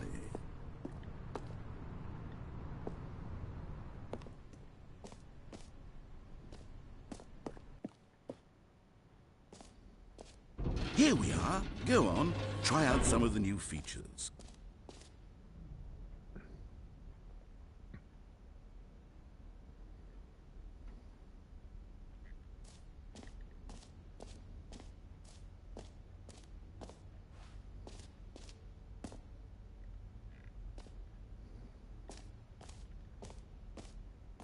For the Stanley Parable 2, I asked myself, what do players really want? And of course, the first and most obvious answer is that they want to be individually recognized and validated as people. So with that in mind, my first addition to the game is this button which speaks the name of the person playing the game. Isn't that wonderful? Jim. Sorry, I should have clarified. Right now, the button only says the name Jim. But of course, in the final game, this button will say your name, whatever name that is. Here, let's have you role-play as Jim to really simulate the full experience of this feature. Just play along. I promise you'll love it. Okay, here we go. Let's take a deep breath, clear your mind, forget whoever you are, and simply become a person named Jim. I want you to imagine yourself living as Jim, sleeping and waking as Jim, falling in love and being heartbroken as Jim, seizing all of the world's possibilities as Jim, and as Jim watching your dreams crumble into dust. Do you feel it deeply? Are you really, truly Jim right now? If so, then please step forward and press the button.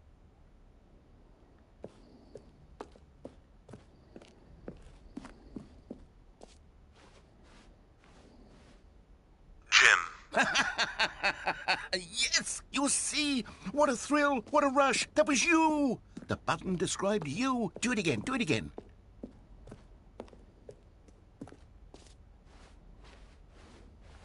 Jim. Ooh. It hits even harder the second time. If this were the only new feature in the Stanley Parable 2, it would still be worth the money. Let's take a break from the gym button. I'm too emotionally drained from all of this personal validation.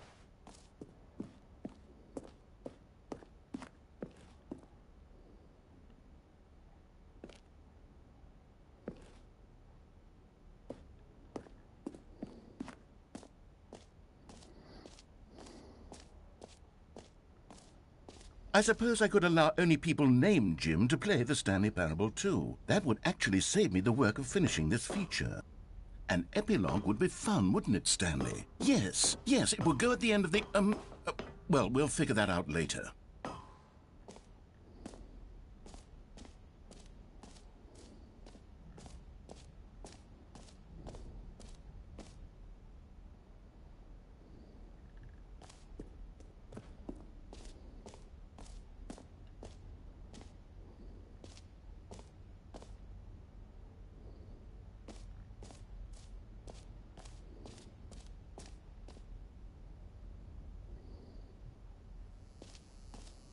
Now, here's something special. You remember that broken test trophy that got left in the game on accident?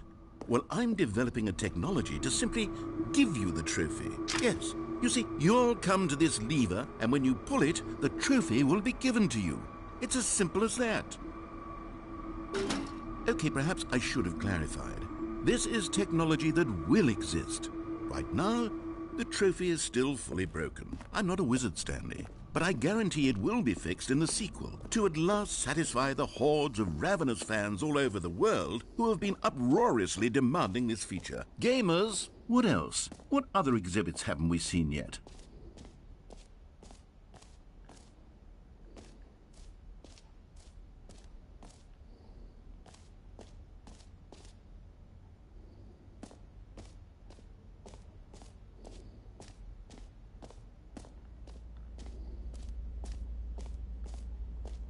Stanley, here's an idea that I'm truly fond of. It's never been done before in a video game. This is, in fact, a hole that you can fall down forever. That's right. Infinite falling. You can fall until the end of time, if you like. A stunning leap forward for video games as a medium. You see, isn't it wonderful? One of my more ingenious concoctions, if I do say so. Now then, since you've gotten to see the infinite hole, you can press the teleport button to pop back up to the top, and we can continue onward. Great! Now, I'm very excited to show you even more of my ideas for the sequel.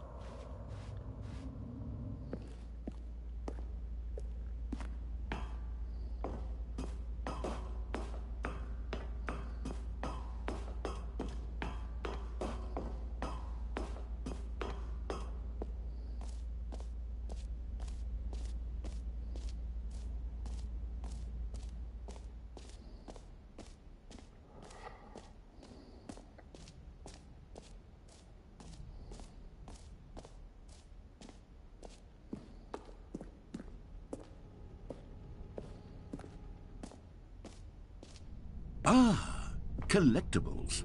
Now it's a real video game. In the Stanley Parable 2, you'll run around gathering up these miniature Stanley figurines. And what's truly innovative is that there will be no reward for collecting all of them. I don't want to stifle the intrinsic joy of watching a number go up. You simply collect all of them, and then you move the hell on with your unremarkable life.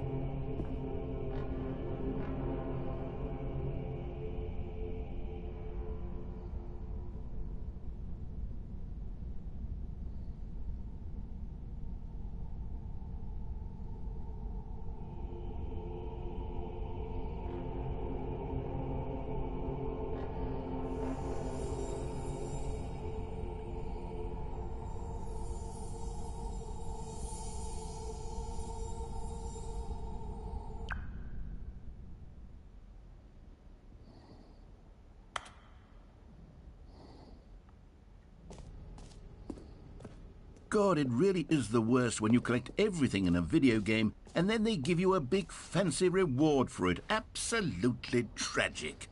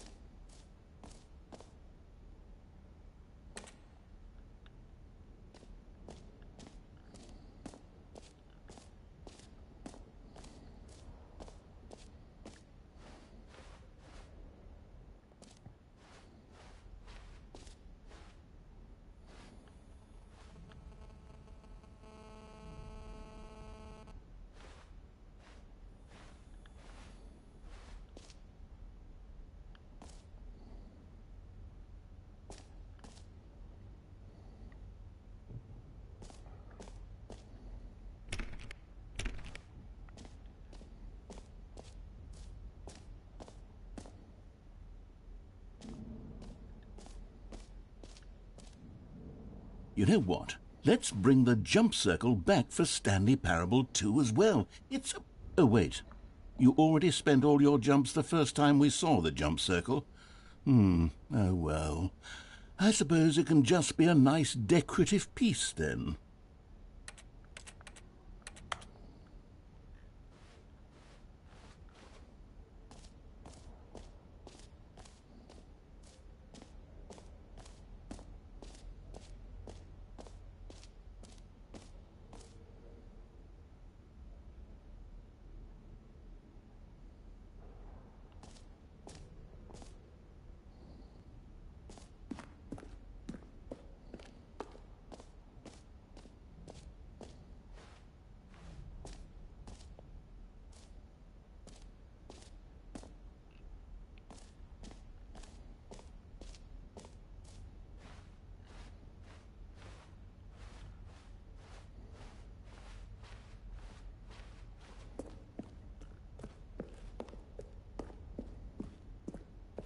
Oh, goodness, Stanley, this is fairly awkward.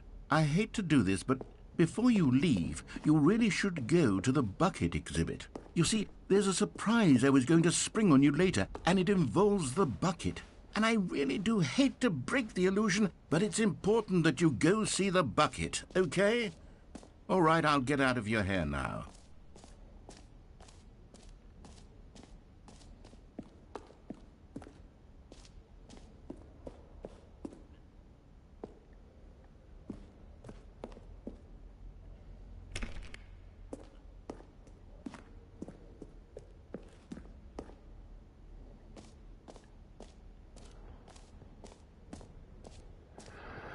Fine, I'll go see the bucket.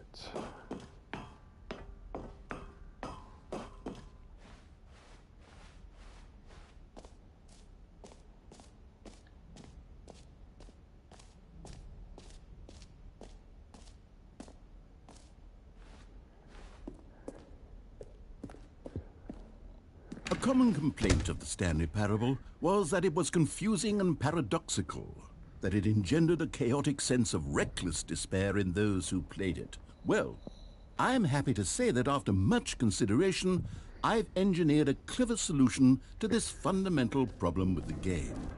It's the Stanley Parable Reassurance Bucket.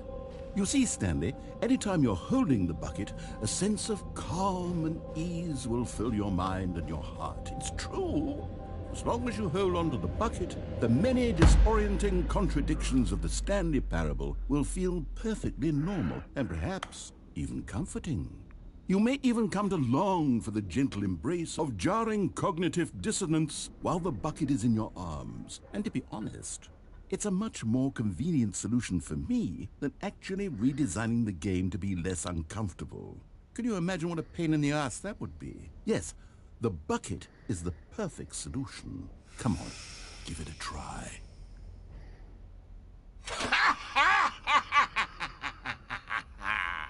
Can you feel it? The glow of comfort, even in the face of crushing despair, must already be sweeping through your body. And in fact, can I say that I do believe the bucket lends you an air of charisma as well? I think that just holding it has made you the slightest bit more attractive as a person. The benefits of the bucket seem to go on, don't they? All this and more awaits you in the Stanley Parable 2.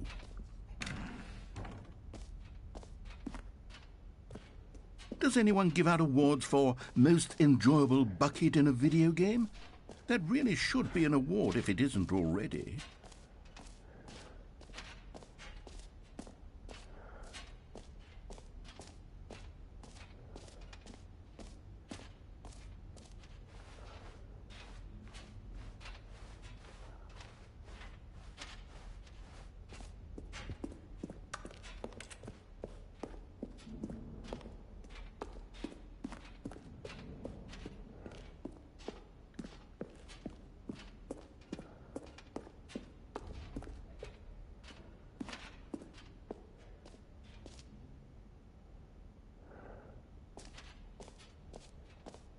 So, Stanley, what do you think?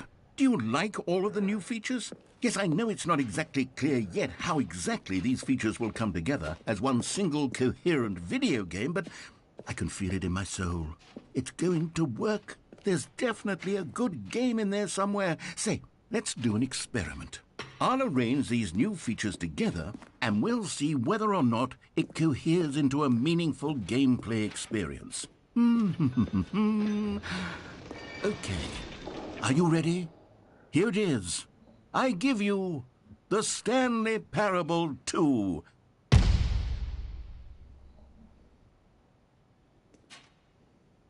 I mean, there's potential here, right? It's sort of... Okay, never mind.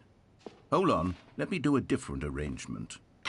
Okay, yes, this is much better. I feel good about this. Here we go. Version 2. Who am I kidding, Stanley? This isn't a coherent video game at all. It's a lot of gags. And I do very much enjoy creating gags, but they don't add up to anything. I wanted more than anything to create a sequel that would capture all the magic of the first game. I wanted fans to love it. No matter how good these gags are, they won't stand on their own. They would need the structure and the gameplay of the original. Wait, maybe that's it. I can take the original Stanley Parable and simply, well, insert a few of my new features into it. Tastefully, of course. With respect. With care for the vision and integrity of the original game. Would it possibly work? I suppose it could. But it would need a really, really tremendous title screen. A title screen that says with bold and uncompromising conviction, "This is the Stanley Parable 2. Let me see if I can whip something up. All right, perfect. Go ahead. Take a look.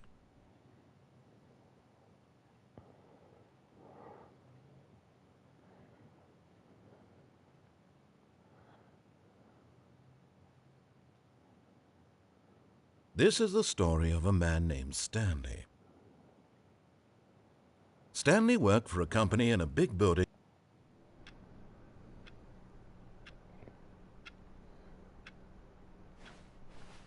All of his co-workers were gone.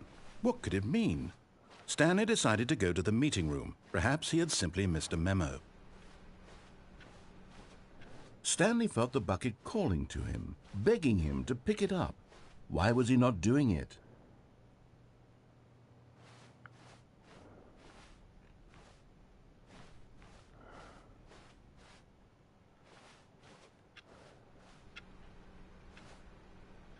Stanley picked up the bucket.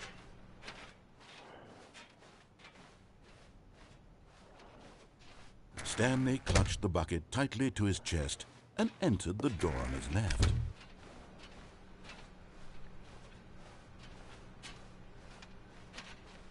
Still no one was here. Stanley needed the bucket's warmth and comfort now more than ever. Perhaps his boss's office was where he'd find answers. Coming to a staircase, Stanley and the bucket walked upstairs to the boss's office.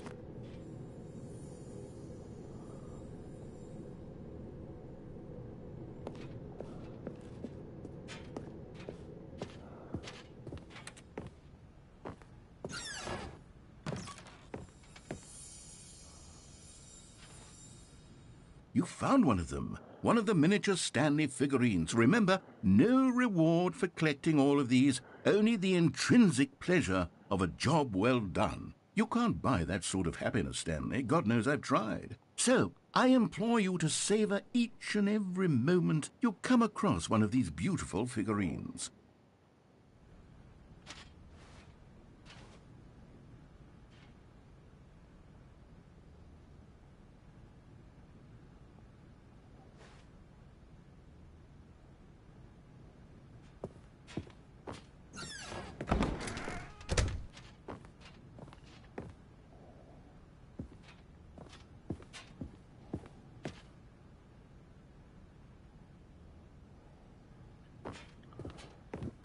Stepping into his manager's office, Stanley was once again stunned to discover not an indication of any human life.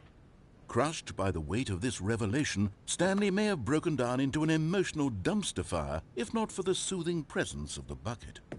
Even now, in his darkest of hours, did the bucket's warmth and guiding light pierce the dark clouds of confusion and chaos. It would be with him always. The bucket would, and he knew it. The two of them were inseparable. At this point, Stanley was so absorbed in the tender spiritual connection he shared with the bucket that he didn't notice the keypad behind the boss's desk. Nor in his bliss of simply being near the bucket did he have any notion that the PIN number for the keypad was 2845.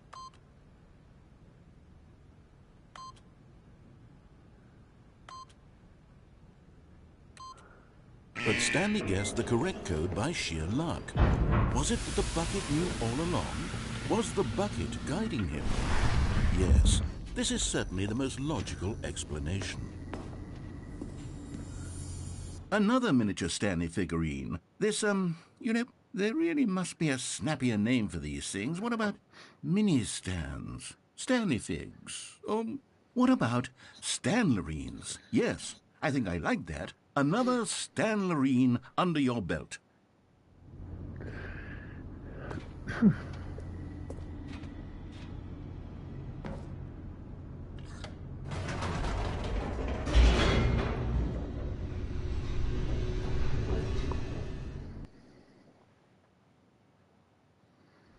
The elevator raced downward, plummeting towards an unknown fate. It would be all Stanley could do to keep himself together, if not for the bucket.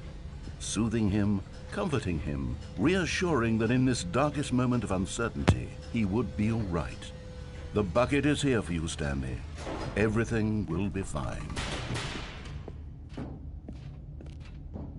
Stanley and the bucket walked straight ahead through the large door that read, Mind Control Facility.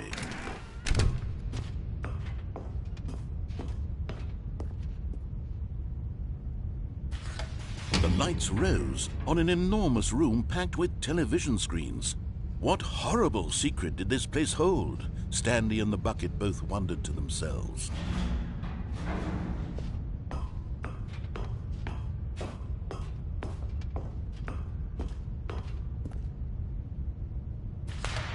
The monitors jumped to life, and Stanley nearly dropped the bucket in shock. Everyone in the office was being videotaped, monitored like guinea pigs. The bucket had never seen anything like this, and it very nearly burst into tears as Stanley cradled it gently, reassuring it that everything would be fine.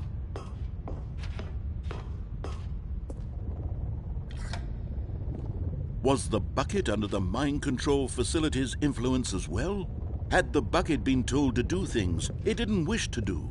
What kinds of things does a bucket want to do or not want to do in the first place?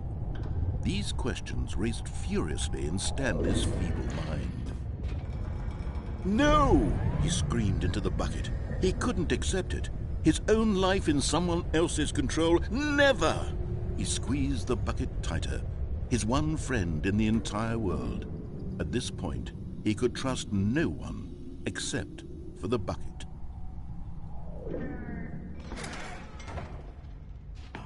But here was the proof. The heart of the operation. Controls labeled with emotions, happy or sad or content. Walking, eating, working, all of it monitored and commanded from this very place. And as the cold reality of his past began to sink in, Stanley decided that this machinery would never again exert its terrible power over another human life. For he and the bucket would dismantle the controls for good. Two best friends, Stanley and the bucket, up against the world. They...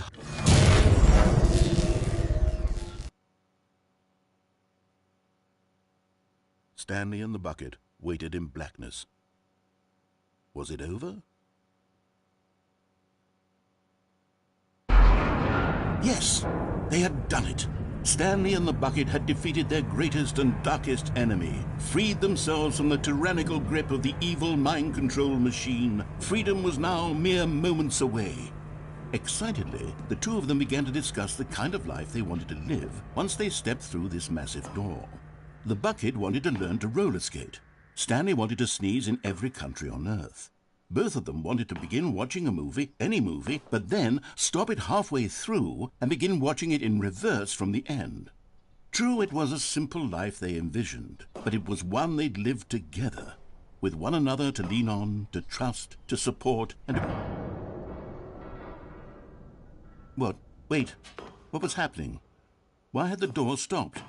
Was Stanley and the bucket not about to be freed? An unbearable silence filled the room, lingering in uncertainty, until finally the truth hit Stanley square in the face.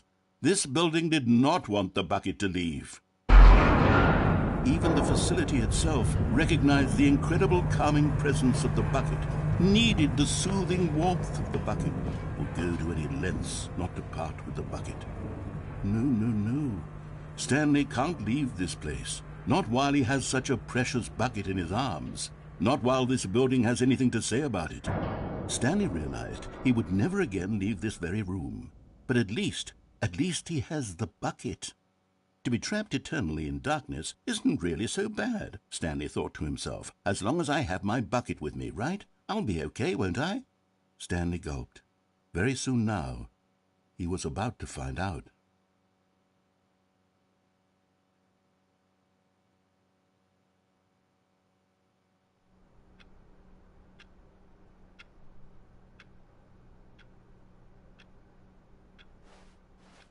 A soft wind blew outside and perhaps rain started, and if it did, it stopped shortly after. Stanley hoped that he would one day see weather.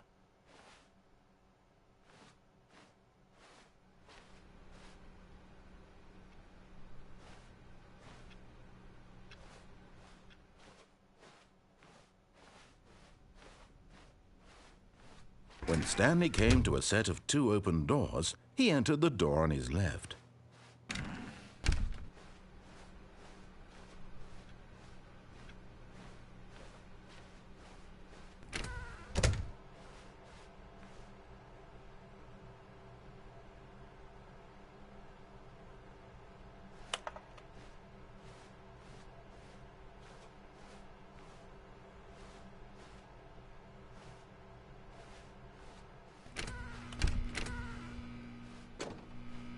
Oh, no. Oh, no, no, no, no, no, no, no, no, no, no, not again. I won't be part of this. I'm not going to encourage you. I'm not going to say anything at all.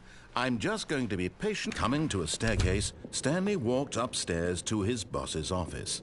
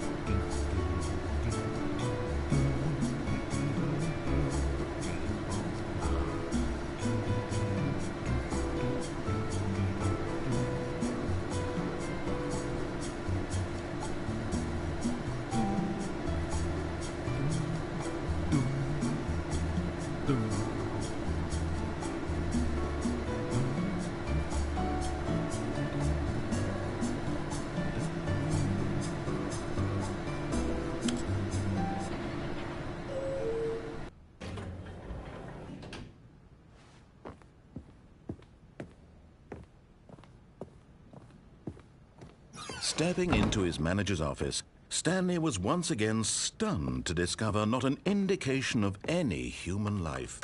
What could it mean, he wondered? Desperate for answers, he began turning the room over looking for clues that might unravel the situation, until at last he discovered a keypad behind the boss's desk. But alas, no code. For this keypad guarded the terrible secret that lay buried below his feet. And so the boss had assigned it an extra secret PIN number, 2845. But of course, yet incredibly, by simply pushing random buttons on the keypad, Stanley happened to input the correct code by sheer luck. Amazing. He stepped into the newly opened passageway.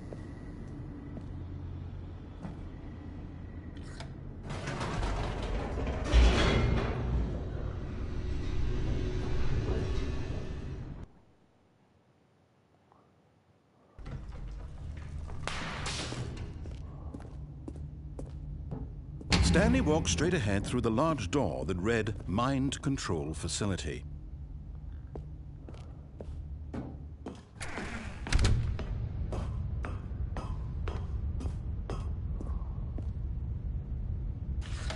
The lights rose on an enormous room packed with television screens.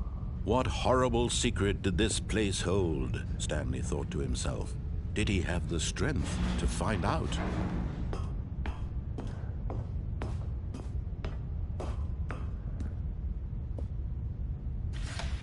Now the monitors jumped to life, their true nature revealed. Each bore the number of an employee in the building, Stanley's co-workers. The lives of so many individuals reduced to images on a screen, and Stanley, one of them, eternally monitored in this place where freedom meant nothing.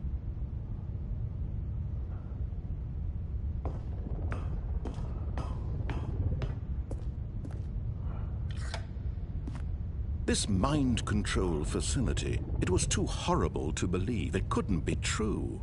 Had Stanley really been under someone's control all this time? Was this the only reason he was happy with his boring job? That his emotions had been manipulated to accept it blindly?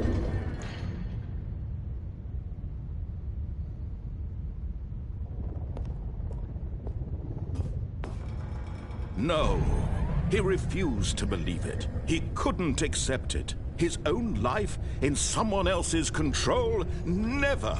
It was unthinkable, wasn't it? Was it even possible? Had he truly spent his entire life utterly blind to the world? But here was the proof. The heart of the operation. Controls labeled with emotions. Happy, or sad, or content. Walking, eating, working, all of it monitored and commanded from this very place. And as the cold reality of his past began to sink in, Stanley decided that this machinery would never again exert its terrible power over another human life. For he would dismantle the controls once and for all.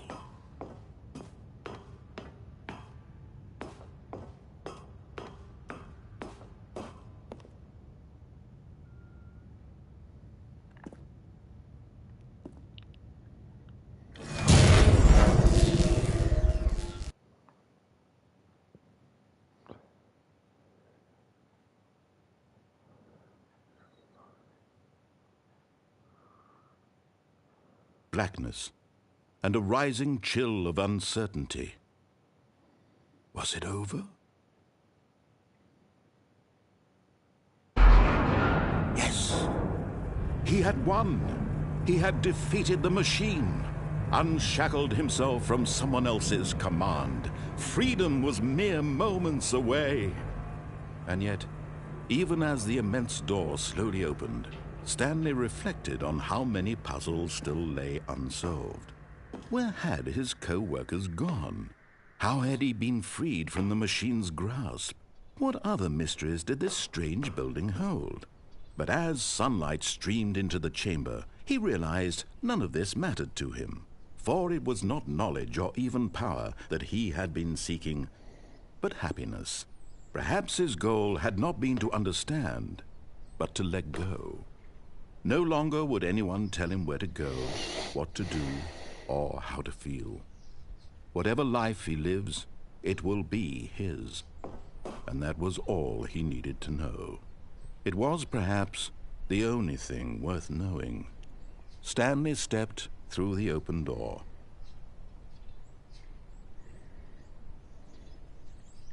Stanley felt the cool breeze upon his skin, the feeling of liberation, the immense possibility of the new path before him. This was exactly the way, right now, that things were meant to happen. And Stanley was happy.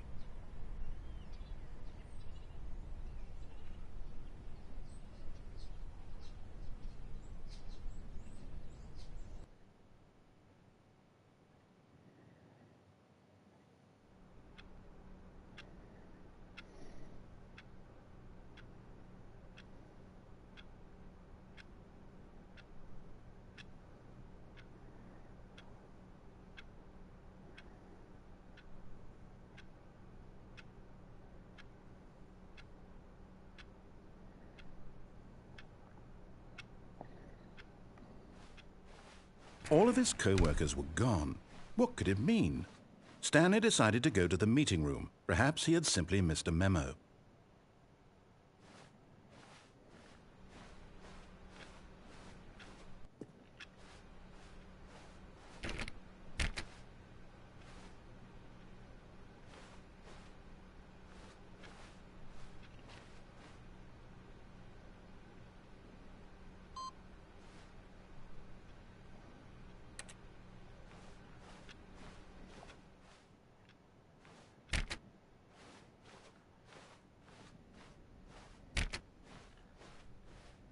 When Stanley came to a set of 2 open doors, he entered the door on his left.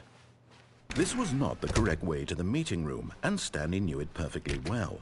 Perhaps he wanted to stop by the employee lounge first, just to admire it.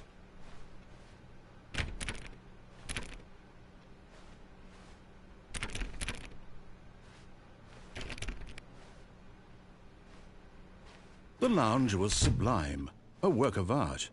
What was it about this room that called so deeply and so personally to Stanley? Its grace? Its subtle charm? No. Stanley knew it was something deeper, something darker.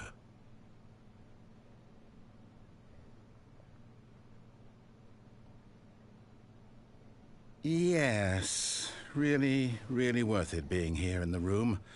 A room so utterly captivating, but eager to get back to business, Stanley took the first open door on his left.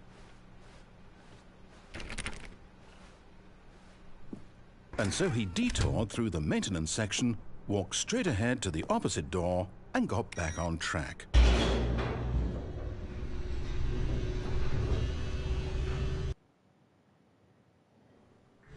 But Stanley didn't want to go back to the office. He wanted to wander about and get even further off track. So now in order to get back, he needed to go, from here it's, left. Oh, no, it's to the right, my mistake. No, not the right. Why would I have ever said it was to the right? What was I thinking? It's clearly... Oh dear, would you hold on for a minute, please? Now, let's see. We went down right, left, down, left, right. Yep, okay, yes. I've got it now. This story is absolutely, definitely this way.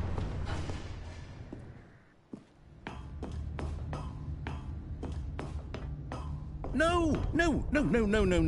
This isn't right at all. You're not supposed to be here yet. This is all a spoiler. Quick, Stanley, close your eyes. Okay.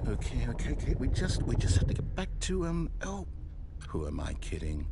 It's all rubbish now. The whole story completely unusable. How about, rather than waste my time trying to salvage this nonsense, we'll just restart the game from the beginning. And this time, suppose we don't wander so far off track, Okay, from the top.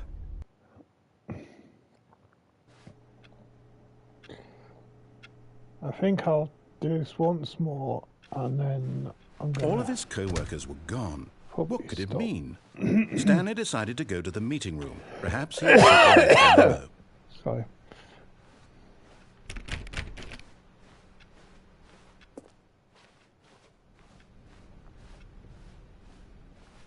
When Stanley... Wait, what? No, I restarted. I swear, I definitely restarted the game over, completely fresh. Everything should be... Oh, did something change? Stanley, did you change anything when we were back in that room with all the monitors? Did you move the story somewhere, or... Hold on. Why am I asking you? I'm the one who wrote the story. It was right here just a minute ago. I know for sure that it's here somewhere. Okay, then. It's an adventure. Come, Stanley. Let's find the story.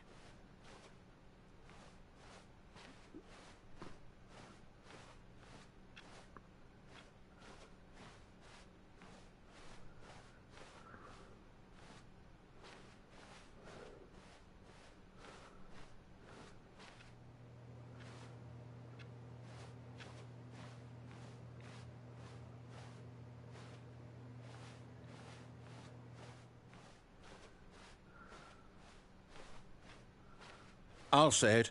This is the worst adventure I've ever been on. I can promise you there definitely was a story here before. Do we need to restart the game again? Well, I find it unlikely that we'll ever progress by starting over and over again, but it's got to be better than this. Okay, let's give it a shot. Why not?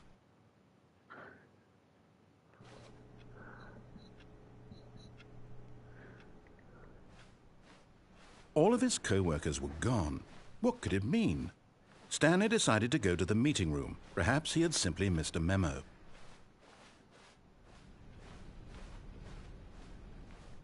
Okay, yep, it's worse. I might be remembering this wrong. It's possible the story is back where we just came from. Why don't we go back the other direction and see if we missed anything?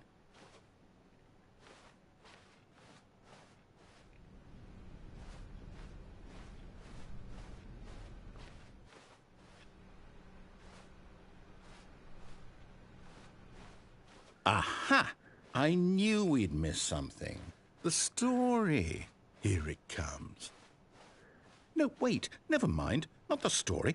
Okay, let's head back the other way and retrace our steps.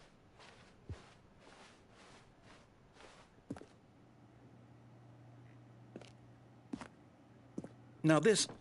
Well, I'll be honest. I don't recognize this place at all. Is this the story? I don't think so. I can't quite recall, but I believe my story took place in an office building. Is that correct? Do you remember, Stanley? Well, do you know what? Since I've completely forgotten what we were supposed to be doing, how about this? You win! Congratulations! I know you put in a lot of hard work, and it really paid off, so good job. Oh, no. No, I don't feel right about this at all. We both know you didn't put in any actual work for that win. Some people win fair and square, and this was not one of those situations. Okay, I'm getting weirded out by whatever this place is. I don't care what might happen this time. I have to restart. All right, I've got a solution. This time, to make sure we don't get lost, I've employed the help of the Stanley Parable Adventure Line. Just follow the line. How simple is that?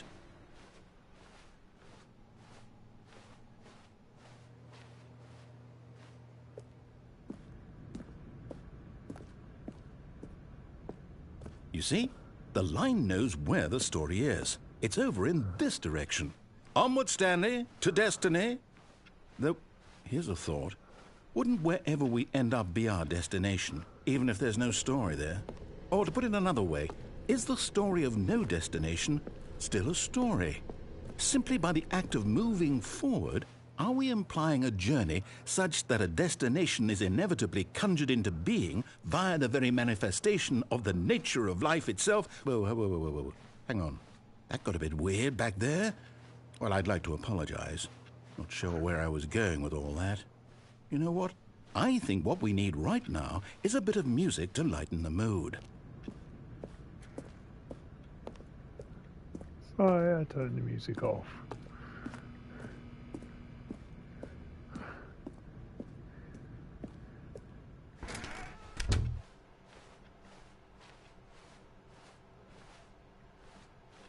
Oh, that's weird. Wait, cut the music, go back and look at that fern. Stanley, this fern will be very important later in the story. Make sure you study it closely and remember it carefully. You won't want to miss anything.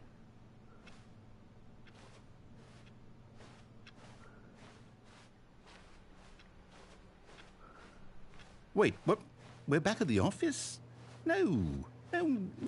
Line, you do know we're looking for the Stanley Parable, right? The story? Oh, no, not again. Line, how could you have done this to us? And after we trusted you, after everything we've been through, you... Well, I can't take this anymore. To hell with it. Restart.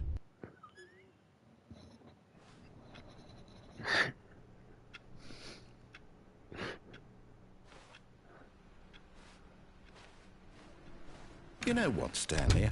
I say forget the adventure line. What's it ever done for us? We're intelligent people, right? Why can't we make up our own story? Something exciting, daring, mysterious. Ooh, this all sounds perfectly doable. Why don't we simply start wandering in, well, I don't know. How about this direction?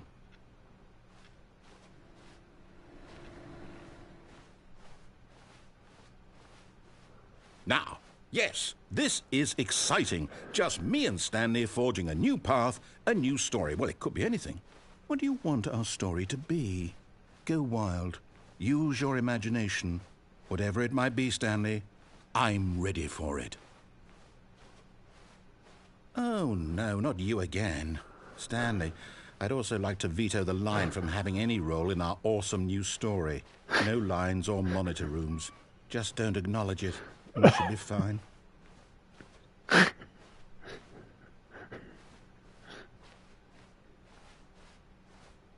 Ah, a choice. We get to make a decision. From here, the story is in our control. How important we mustn't squander the opportunity. In fact, I believe I need a minute to think here. Just walk in circles for a minute. Okay, so I know that each door has to lead somewhere, which means that somewhere, the place where we're trying to go, there must be a reverse door that leads here. And that in turn means that our destination corresponds with the counter-inverted reverse door's origin. So starting from the right, let us ask, will taking the right door lead us to where we're going? And since the answer is clearly yes, then by all accounts, the door on the right is the correct one. Another victory for logic. Come, Stanley, our destiny awaits. Oh, hold up, what's this? The confusion ending. You're telling me that's what this is? It's all one giant ending? And we're supposed to restart the game, what, eight times? That's really how all this goes? It's all determined? So now, according to the schedule, I restart again. Then what? Am I just supposed to forget? Well, what if I don't want to forget? My mind goes blank simply because it's written here on this thing, wall. Well, who consulted me? Why don't I get to decide? Why don't I get a say in all of this? Is it really? No, it can't be. I don't want it to be.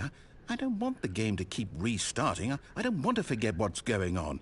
I don't want to be trapped like this. I won't restart the game. I won't do it. I won't do it. I won't do it. And the timer stopped? Does that mean, did we do it? Did we break the cycle? The, whatever it is that made this schedule? How would we even know? Will someone come for us? Will something happen? So, okay. I guess now we just wait, you know. I suppose in some way that this is a kind of story, wouldn't you agree? I'm not quite sure if we're in the destination or the journey, though they're always saying that life is about the journey and not the destination. So I hope that's where we are right now. We'll find out, won't we? Eventually. Well, in the meantime, if you...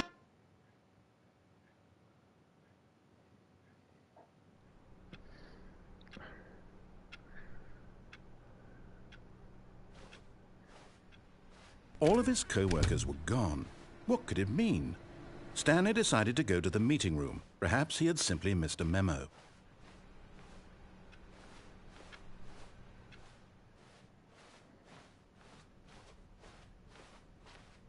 When Stanley came to a set of 2 open doors, he entered the door on his left.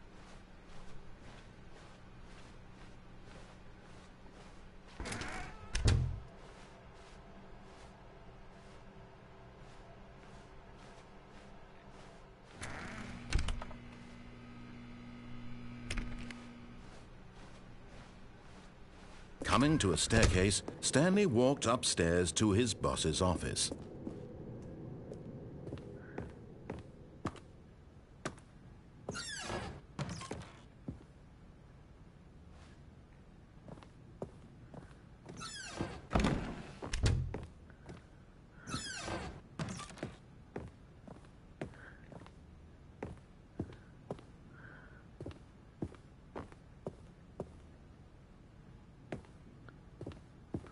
Stepping into his manager's office, Stanley was once again stunned to discover not an indication of any human life.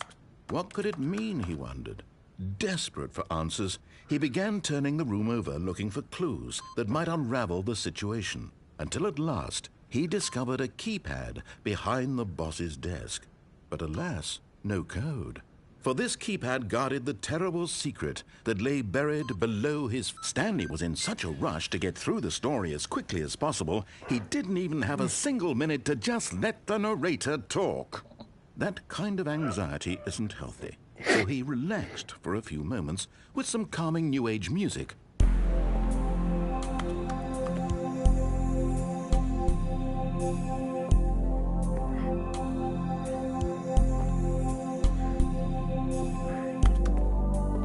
Feeling soothed and rejuvenated, Stanley calmly walked forward into the opened passageway.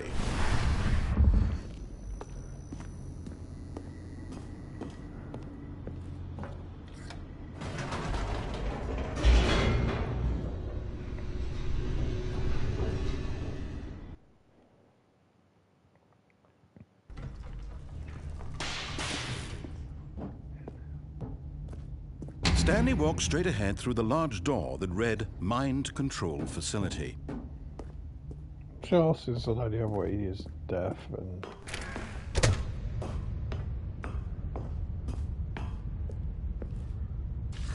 The lights rose on an enormous room packed with television screens. What horrible secret did this place hold? Stanley thought to himself. Did he have the strength to find out?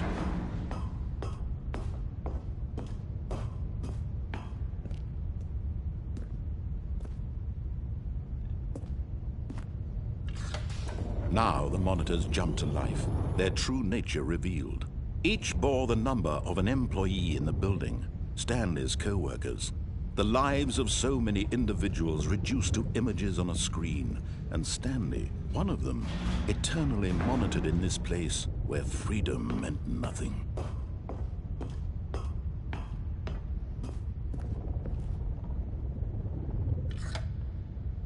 This mind control facility, it was too horrible to believe. It couldn't be true. Had Stanley really been under someone's control all this time?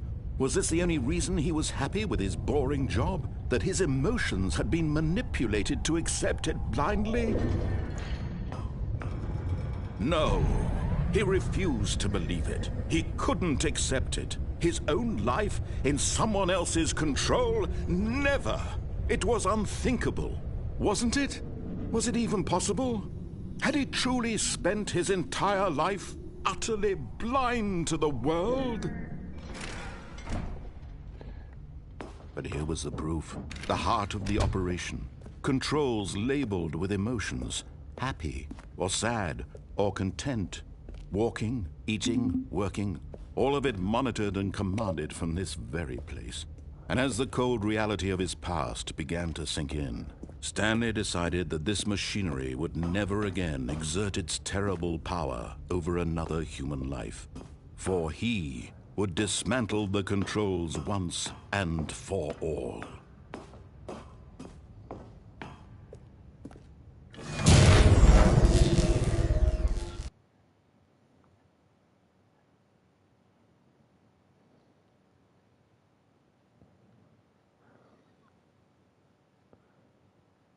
blackness and a rising chill of uncertainty.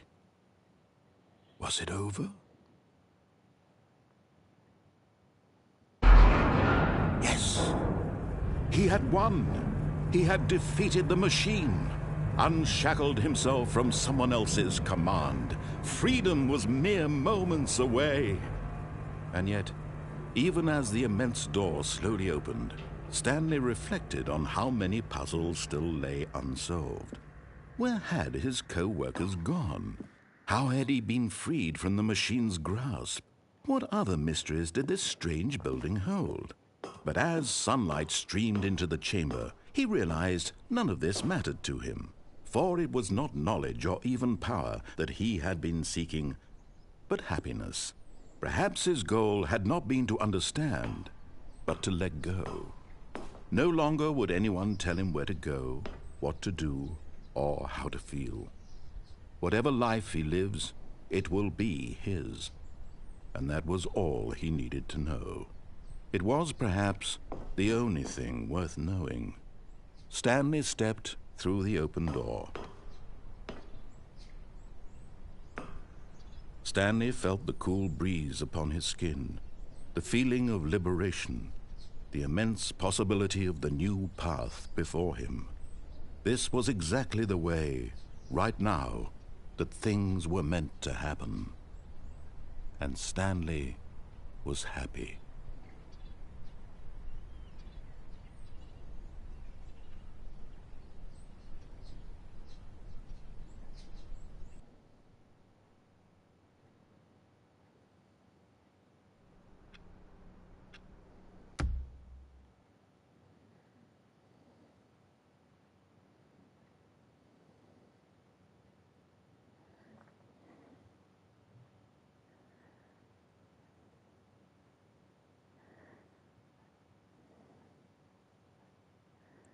Yeah, I think I'm gonna stop there for now.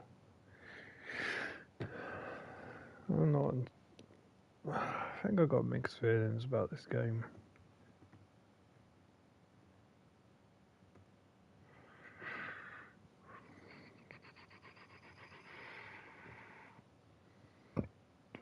Excuse me.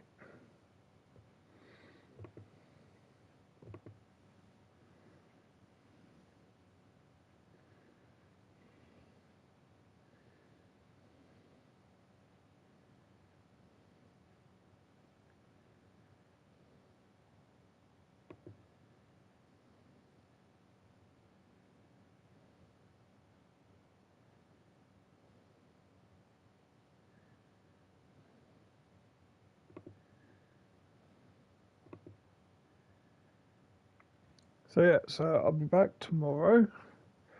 Not sure what game I'll be playing. Could be Fortnite because of being Friday, or I might play a different game I've got. See how I feel.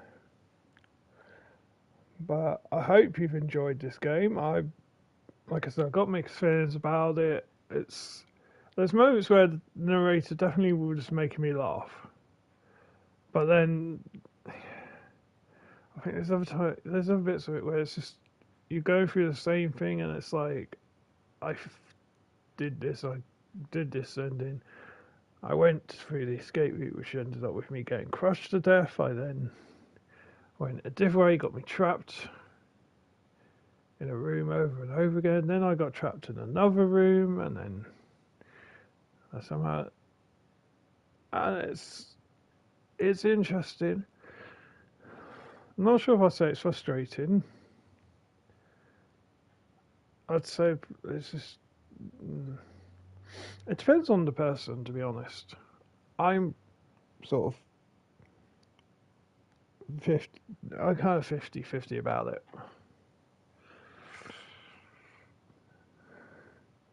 But for now, I will say good evening, good night, good morning, good day, good afternoon, wherever you are in the world. And until next time, I say bye-bye for now. Hope you enjoyed it. I really do. Bye.